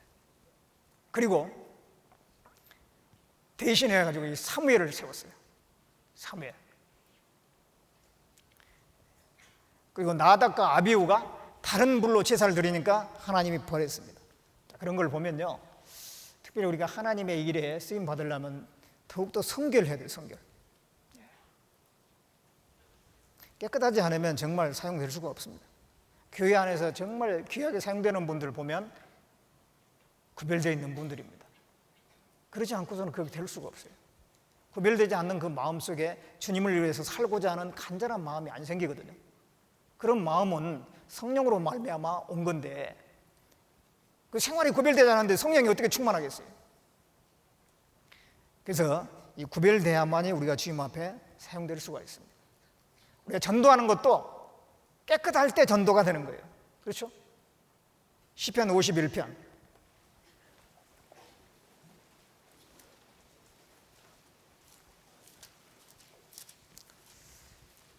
시편 51편 10절부터 13절까지입니다. 같이 읽어보겠습니다. 하나님이여, 내 속에 정한 마음을 창조하시고 내 안에 정직한 영을 새롭게 하소서. 나를 주 앞에서 쫓아내지 마시며 주의 성신을 내게서 거두지 마소서. 주의 구원의 즐거움을 내게 회복시키시고 장원하는 심령을 주사 나를 붙드소서. 그러하면 내가 범죄자에게 주의 도를 가르치리니 죄인들이 주께 돌아오리이다. 이게 다윗이 큰 죄를 짓고 난 뒤에 그 다음에 이제 돌이키면서 이런 기도를 했잖아요. 하나님이여, 내 속에 정한 마음을 창조하시고 내 안에 정직한 영을 새롭게 하소서. 정한 마음을 창조하시고 내를 깨끗하게 해달라, 그런 말씀이잖아요. 그리고 주의 구원의 즐거움을 내게 회복시키시고 장원하는 심령을 주사 나를 붙드소서. 그래야만 내가 범죄자에게 주의 도를 가르치리니 죄인들이 주께 돌아오리이다. 이 다윗이 밧세바를 취하고 그 밧세바의 남편 우리아를 죽이고 난 뒤에, 그런 죄를 짓고 난 뒤에 마음이 늘 불편한 거예요. 하나님과 관계가 소통이 안 되잖아요. 그러니까 전도가 안 되는 거예요. 다른 사람이 하나님을 전하고자 하는 마음이 안 되는 겁니다. 그것 때문에 마음에 늘 이 고민을 했던 것 같아요. 그러다가 이제 나단의 책망을 받고 돌이키면서 이런 기도를 한 겁니다. 저를 좀 깨끗하게 해주시면 내가 범죄자에게 주의 도를 가르치리니 죄인들이 주께 돌아오리이다. 그 범죄자에게 주의 도를 가르치는 걸 해야 되는데 그게 안 됐던 거예요. 이제는 이제 자기 마음이 회복되면서 그렇게 되기를 간절히 바라는 기도를 하고 있습니다. 우리가 깨끗할 때 전도도 되는 겁니다. 우리 마음이 깨끗이 못하면 이 전도할 정신이 없어요. 그래서 구별되지 않으면 아무것도 안 되는 겁니다. 신앙생활에. 이 시대에 이 신앙생활의 이 성공의 최대 관건은 성별입니다. 성별. 더욱이 이 마지막 시대는 더 그래요. 왜냐하면 너무도 이 세상이 혼탁하거든요. 너무도 이 죄악이 충만한 시대에 우리가 살고 있기 때문에 이 시대에 우리 신앙생활의 성공의 최대 관건은 얼마나 성별되어 있느냐, 얼마나 구별되어 있느냐라고 하는 것입니다. 자신을 지키기에 너무 어려운 시대에 우리가 살고 있어요. 그건 느낄 겁니다. 많은 사람들이, 많은 그리스도인들이 자신을 세상과 죄로부터 구별시키지 못해서 신앙생활에 실패하는 경우가 많습니다. 더 기쁨 가운데, 더 능력 가운데 살아야 됨에도 불구하고 그러지 못하고 힘없이 살아가거나 기쁨을 잃은 그리스도인으로 살아가는, 전락하는 그런 경우 왜 그러느냐? 세상과 죄로부터 자기를 구별시키지 못해서. 그래서 그런 겁니다. 우리가 이 신앙을 정말 제대로 지키려면, 정말 하나님 앞에 쓰임 받으려면 성결이 필수 요건이에요. 필수 요건. 우리는 구별돼야 됩니다. 그럼 우리가 어떻게 깨끗해질 것인가? 우리가 늘 배운 대로 첫째는 하나님 말씀입니다. 말씀이 우리를 깨끗하게 해요. 내가 아무리 말씀을 따라서 혼자 산속에 들어가가지고 혼자 돌을 닦는다 해가지고 깨끗해지겠어요? 안 됩니다. 첫째는 하나님 말씀이 말씀. 요한복음 17장 보겠습니다. 요한복음 17장.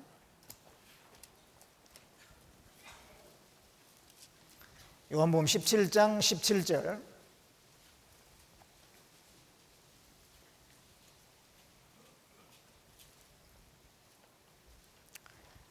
요한복음 17장 17절입니다. 같이 읽겠습니다. 저희를 진리로 거룩하게 하옵소서. 아버지의 말씀은 진리니이다. 저희를 진리로 거룩하게 하옵소서. 아버지의 말씀은 진리니이다. 진리, 말씀. 그 말씀으로 거룩하게 하옵소서. 이 말씀이 우리를 깨끗하게 합니다. 말씀을 계속 가까이 하고 계속 읽은 사람은요, 반드시 구별되게 돼 있어요. 내가 특별한 일 안 했는데도 불구하고 말씀을 계속 가까이 하고 말씀을 계속 읽고 듣고 하면요, 반드시 마음이 깨끗해지도록 돼 있습니다. 말씀을 물이라고 그랬잖아요. 에베소서 5장에 보면 물로 씻어 말씀으로 깨끗하게 하사. 물에 이제 밥을 먹어가지고 이제 밥그릇, 설거지할 그릇들이 많이 생겼습니다. 거기다 계속 수돗물을 갖다가요, 꼭지 틀어가지고 계속 물만 흘려보내도요, 깨끗해집니다. 그렇죠? 어느 정도 깨끗해져요. 그런 것처럼 우리가 말씀을 계속 가까이 하면 우리 마음이 깨끗해질 수밖에 없는 거예요.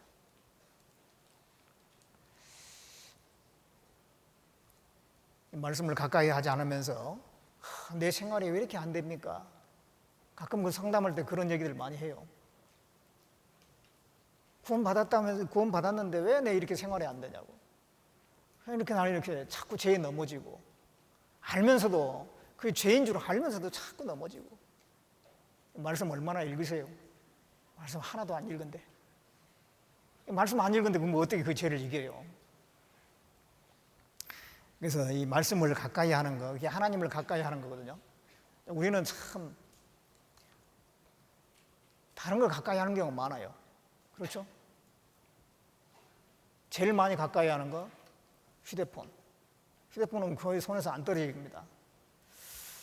그런데 이 말씀을 얼마나 가까이 하는가, 하나님을 얼마나 생각하느냐 이거죠. 탐만 있으면 하나님께 기도해야 돼요.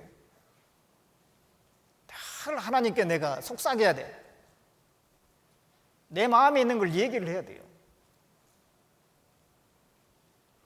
나침판을 얘기 보면 나침판 흔들어 놓으면 막 흔들흔들 하다가 가만히 있으면 남북을 가르치잖아요. 그런 것처럼 우리가 일상생활에 바쁘다가도 또 쉴 틈이 있으면 또 하나님 생각하고, 아침에 일어나면 하나님 생각하고, 자기 전에 하나님 생각하고, 우리가 살아가는 동안에 중간에 좀 쉬는 시간이 있고 뭔가 여유가 있으면 또 하나님 앞에 내 자신을 비춰보고, 계속 우리가 하나님과의 관계가 계속돼야 돼요. 계속. 그게 나를 깨끗하게 합니다. 말씀을 암송하고 읽고 계속 할까요?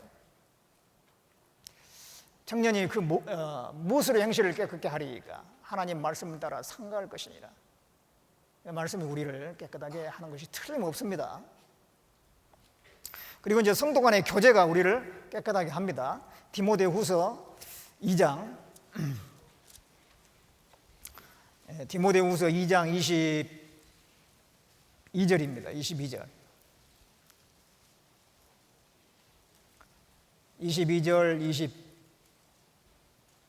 22절 한 절만 같이 읽겠습니다.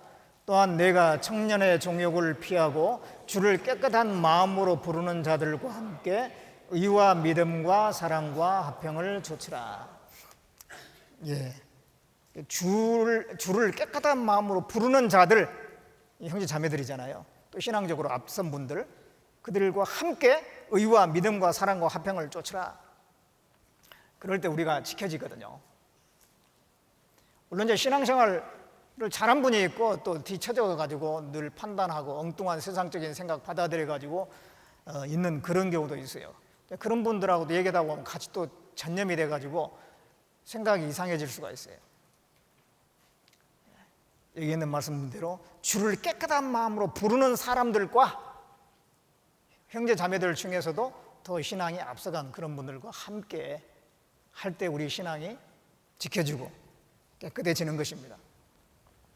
잠언 27장 17절에 보면 철이 철을 날카롭게 하는 것처럼 사람이 그 친구의 얼굴을 빛나게 하느니라 그랬어요.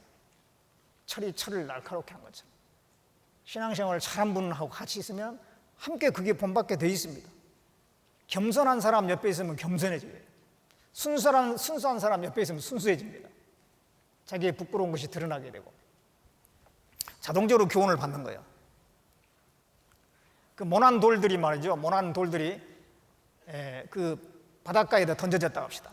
그러면 그 안에 그 자갈들과 함께 또 물 왔다 갔다 하면 그 파도에 휩쓸리면서 거기서 막 부딪혀가지고 나중에는요 그 모난 돌이 모난 게 다 깎여져가지고 둥글둥글 돼버려요.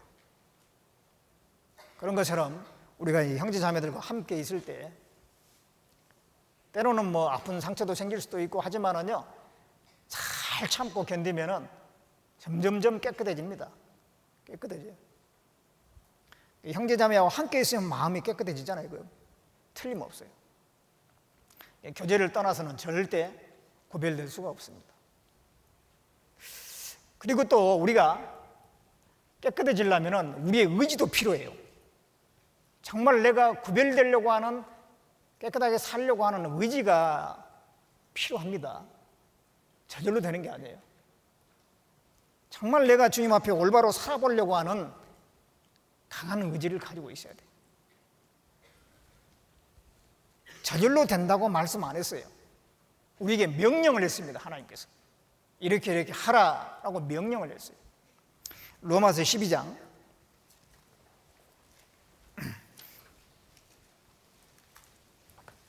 로마서 12장 2절을 보겠습니다. 2절.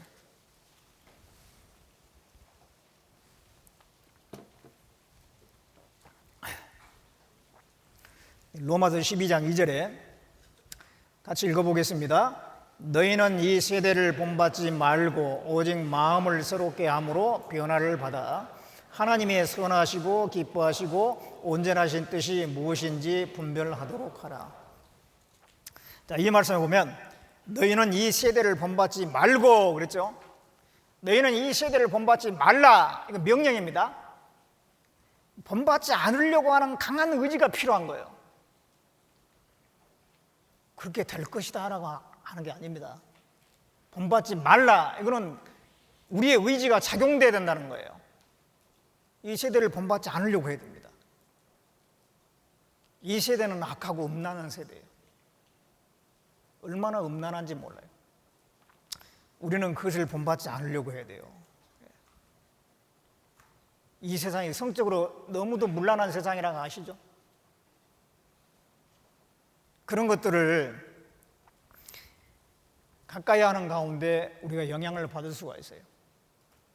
이 세상은요, 순결이나 정조관념이나 이런 거 없어진 지 오래됐어요. 제가 어렸을 때 성장할 때는 그런 걸 굉장히 많이 강조했어요. 그런 걸 강조하고 뿐만 아니라 매스컴에서도 강조합니다. 막 그런 운동을 합니다. 막 캠페인을 해요. 요즘에는 그런 거 없습니다. 순결을 지켜야 된다. 정조관념 이런 거 없어졌고 뭐 간통죄도 폐지해버리고 그러니까 얼마나 문란합니까? 그런데 우리 그리스도인들은요 그걸 철저히 자신을 잘 지켜야 돼요. 한번 음행죄를 지게 된다 그럼 인생의 힘이 구부러집니다. 그 잠언 21장 8절에 보면 죄를 크게 범한 자의 길은 힘이 구부러진다고 그랬어요. 한번 그런 죄에 이렇게 짓게 되면요 그 다음에 신앙생활이 구부러져 가지고 큰 오점을 남겨요. 그러니까 우리 자신을 잘 지켜야 되는 거예요. 세상에 아무리 뭐 그래도 그들도 보지 말고 관심 갖지 말고 우리 하나님 바라보고 가야 됩니다. 근처 가지도 말아야 돼요. 그 이름이라도 부르지 말라. 에베소서 5장 3절에 보면 그런 말씀입니다. 예. 그 어민이라고 하는 그 쪽제비 일종인데요. 그런 동물이 있다고 합니다. 어민. 그런데 그 털을 이렇게 하얀 털을 가지고 있어요. 근데 그 어민, 그 털이 굉장히 비싼 가격에 팔리는 겁니다. 근데 그 어민 자신도 자기 털을 굉장히 아껴요. 털을 아껴. 생명보다 더 아끼는 거예요. 그래서 이제 그 어민 사냥꾼들이요. 어떻게 하냐면은 어민이 사는 데에 그게 이제 입구가 여러 군데가 있어요. 그러면 거기에다가 오물을 발라. 지저분한 걸 막 발라 놓습니다. 그리고 입구 하나만 딱 아무것도 안 발라 놓은 거예요. 그래 놓고 거기다 딱 사냥개를 대기를 시키는 거예요. 그러면요, 그 어민이 나오려고 보면 다 지저분한 게 있잖아요. 결국은 사냥개가 기다리고 있는 그 입구로 나온대요. 죽더라도. 자기 털을 더럽히고 싶지 않은 거예요. 털을 더럽히니 차라리 죽음을 선택하겠다. 참 동물도 대단하죠. 자기 털에 대한 자부심. 예. 근데 우리 그리스도인들은 많은 재물보다 명예를 택할 것이요. 잠언 22장 1절에 그러잖아요. 은이나 금보다 은총을 택할 것이다. 그리스도인이라고 하는 그 명예, 그리스도인이라고 하는 이 참 거룩한 그 이름, 그것을 위해서 우리가 그걸 더럽히는 행동을 하지 않으려고 애를 써야 되죠. 예. 이 세상은 정말 음란한 세상입니다. 우리가 그런 것에서도 구별돼야 됩니다. 강한 의지가 필요한 거예요. 또 이 세상은요, 물질적인 세상이에요. 물질 만능주의예요. 물질 숭배하는 그런 세상이에요. 우리 그리스도인들도요, 잘못하면 그 물질 따라갈 수 있습니다. 돈을 사랑함이 일만하게 뿌리라고 그랬잖아요. 우리 청년들도요, 의외로 이게 내가 돈을 많이 벌어야 되는데 그래야지 결혼도 하고 그 다음에 또 좀 사람답게 살 것 같고 제가요, 엊그제 어디 지방에 설교 갔다 오다가 기차를 탔는데 옆자리에 여대생으로 보이는 아가씨가 탔어요. 그래서 이제 보니까 책을 읽더라고요. 근데 이렇게 보니까 책 표지에 제목이 뭐냐면 부자의 정석이더라고. 부자의 정석. 뭐 수학의 정석이 아니고 부자의 정석. 요즘에 젊은 사람들의 생각에 저런 적이 있구나, 그런 생각을 했어요. 부자 되고 싶은 거예요. 돈이 있어야지 내가 사람답게 살지, 그런 생각이 있습니다. 우리 형제 자매님들은 어떤가 모르겠습니다. 이 돈 따라가다 보면요, 반드시 믿음에서 떠납니다. 돈을 사랑함이 일만하게 뿌리가 되나니 그것을 사모하는 자들이 믿음에서 떠나, 믿음에서 떠난다고 성경에 말씀하고 있잖아요. 디모데전서 6장에 보면 돈을 따라가면 반드시 믿음에서 떠나요. 그것이 마음의 우상이 딱 돼버리거든요. 적으면 적은 대로 살면 돼요. 지족하는 마음이 있으면 경건이 큰 이익이 된다고 그랬어요. 현재 내 상태에 족하면 돼, 족하면. 여러분들은 건강하기 때문에 또 하나님께서 다 살 수 있도록 해주세요. 그거 너무 걱정하지 말고 항상 우선순위, 먼저 하나님 나라 의의를 구하는 거, 그거 제대로 해야 됩니다. 그것만 제대로 하면 신앙생활 실패하지 않아요. 뿐만 아니라 우리의 삶도 결코 궁핍하지 않을 겁니다. 하나님은 살아계시잖아요. 그 살아계신 하나님에게 내 인생을 걸어야 되는 거예요. 살아계신 하나님에게 인생을 걸어야 되는 것입니다. 재물과 우리나라에서 가장 튼튼하다는 직장에 내 인생을 거는 게 아니에요. 하나님에게 내 인생을 거는 겁니다. 하나님은 그 사람을 결코 버리지 않아요. 사람이 하나님을 버리지 하나님이 사람을 버립니까? 하나님은 자신을 의뢰하는 사람을 결코 버리지 않는다고 되어 있어요. 그래서 이 세대를 본받지 않으려고 하는 강한 의지가 필요한 겁니다. 그리고 우리가 구별되려면 보는 것을 절제하는 의지가 필요해요. 보는 것을 절제하는 의지도 필요합니다. 시편 101편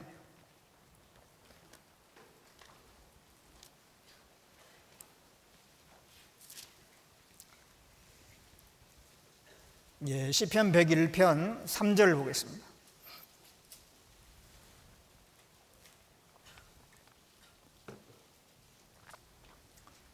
시편 101편 3절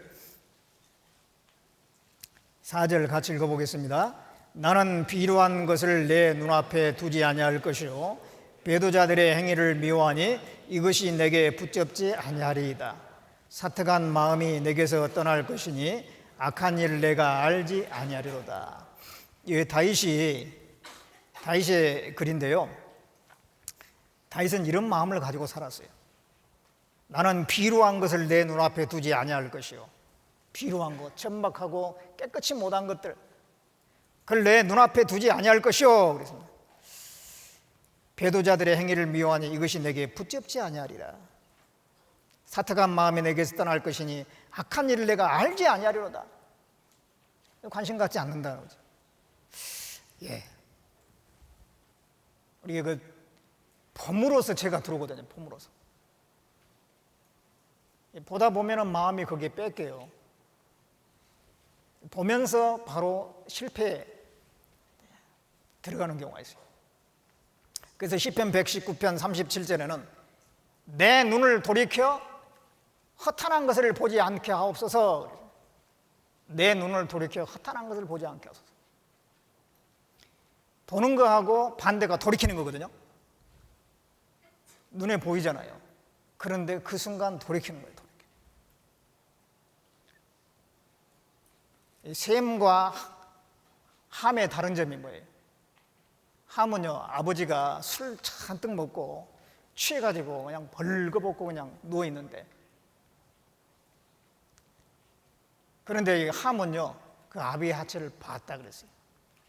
그러나 셈은 돌이켜 보지 않았다 그랬어요. 함은 어떻게 됐습니까? 나중에 저주를 받았잖아요. 보는 것과 돌이키는 것은 이게 정반대적인 겁니다. 이게 돌이키고 보지 않으려고 해야 돼요. 보는 것에서 많은 죄가 들어오는 것입니다. 제가 이 스펄전의 그 묵상에서 좋은 글이 있어가지고 제가 이렇게 발췌해 왔는데요. 자, 읽어보겠습니다. 우리가 죄와 싸울 때 그 죄로부터 도망치는 것 외에는 다른 비결이 전혀 없는 경우가 있습니다.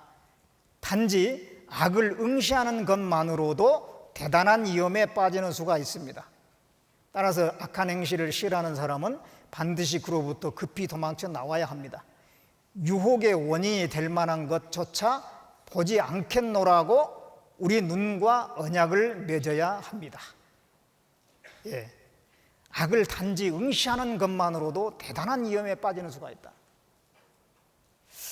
유혹의 원인이 될 만한 것조차 보지 않겠노라고 우리 눈과 언약을 맺어야 합니다. 정말 그 하나님 앞에 올바로 살려고 하는 사람은 이 말을 다 공감할 거예요. 다 공감할 겁니다. 보는 것으로 얼마든지 죄에 내 마음이 사로잡힐 수가 있거든요. 베드로후서 2장, 베드로후서 2장 보겠습니다.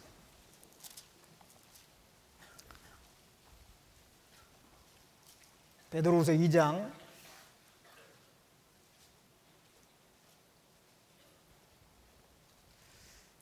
6절 보겠습니다.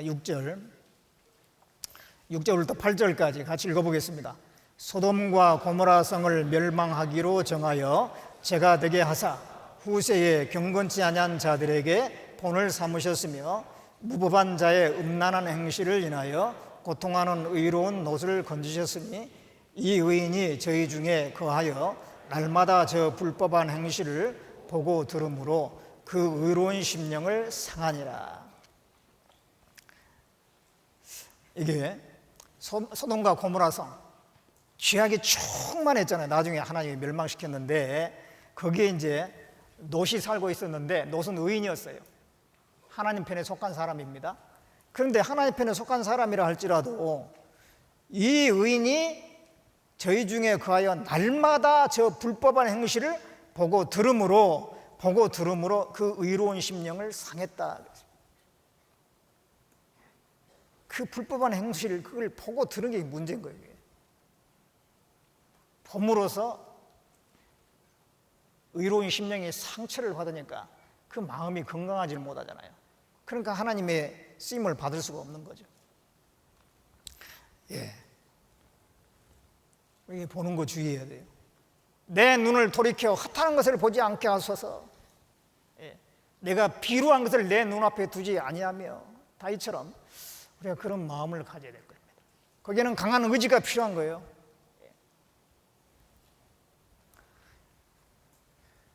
그리고 또 우리가 말하는 것도 주의해야 됩니다. 내가 말을 옳게 하려고 하는 의지를 좀 가지고 있어야 돼요. 별 의미 없는 것들, 농담하는 것들, 뭐 너무 에베소서 5장 한번 보겠습니다.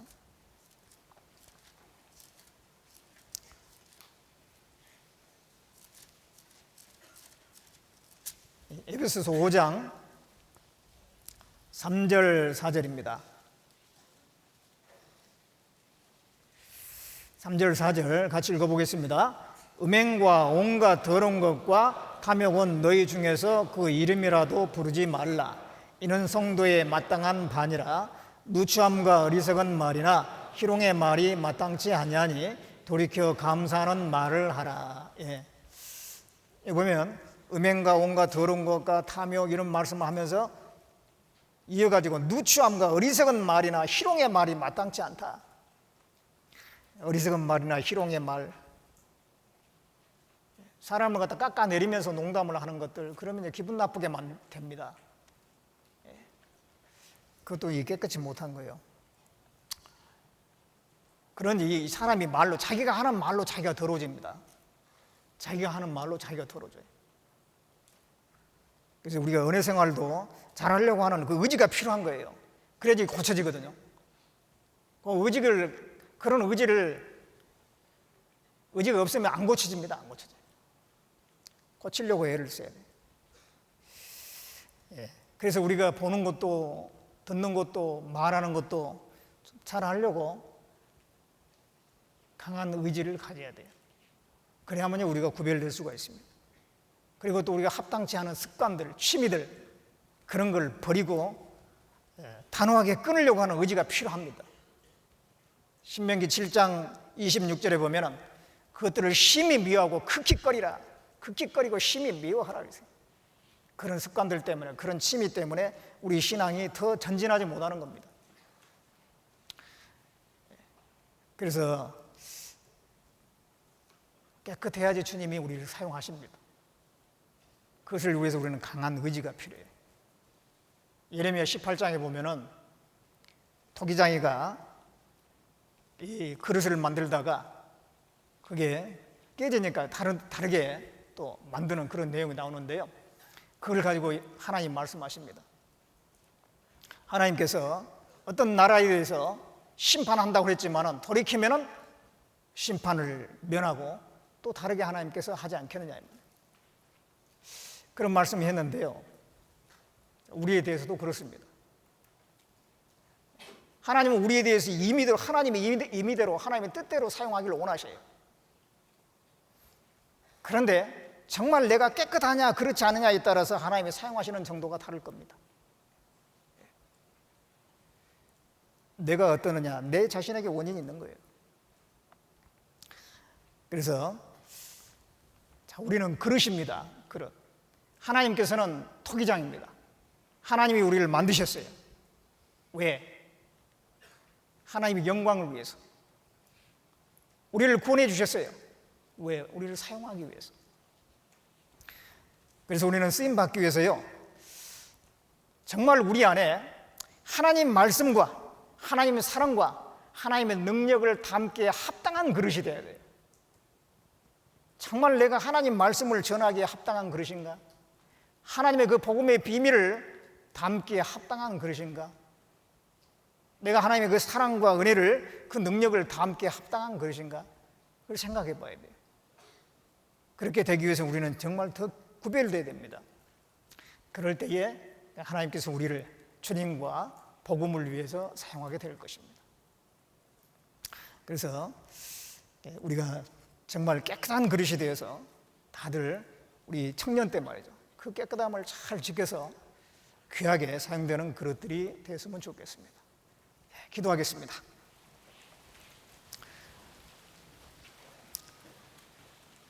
우리를 구원해 주신 하나님, 우리 구원받은 그리스도인에 대한 하나님의 뜻이 거룩함이라고 또 말씀했습니다. 우리 형제 자매님들, 우리 청년 때에 정말 거룩함을 잘 지켜서 하나님께 헌신돼서 더 귀하게 사용될 수 있도록 도와주시옵소서.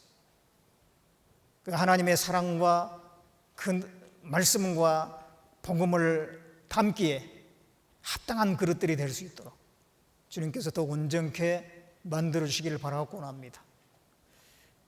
또 나머지 수련회 일정 끝까지 잘 마칠 수 있도록 모든 일정마다 정말 유익되고 보람된 그런 시간들이 될 수 있도록 주님께서 함께해 주시옵소서. 우리를 구원해 주신 예수님의 이름으로 기도드렸습니다. 아멘. 마치겠습니다.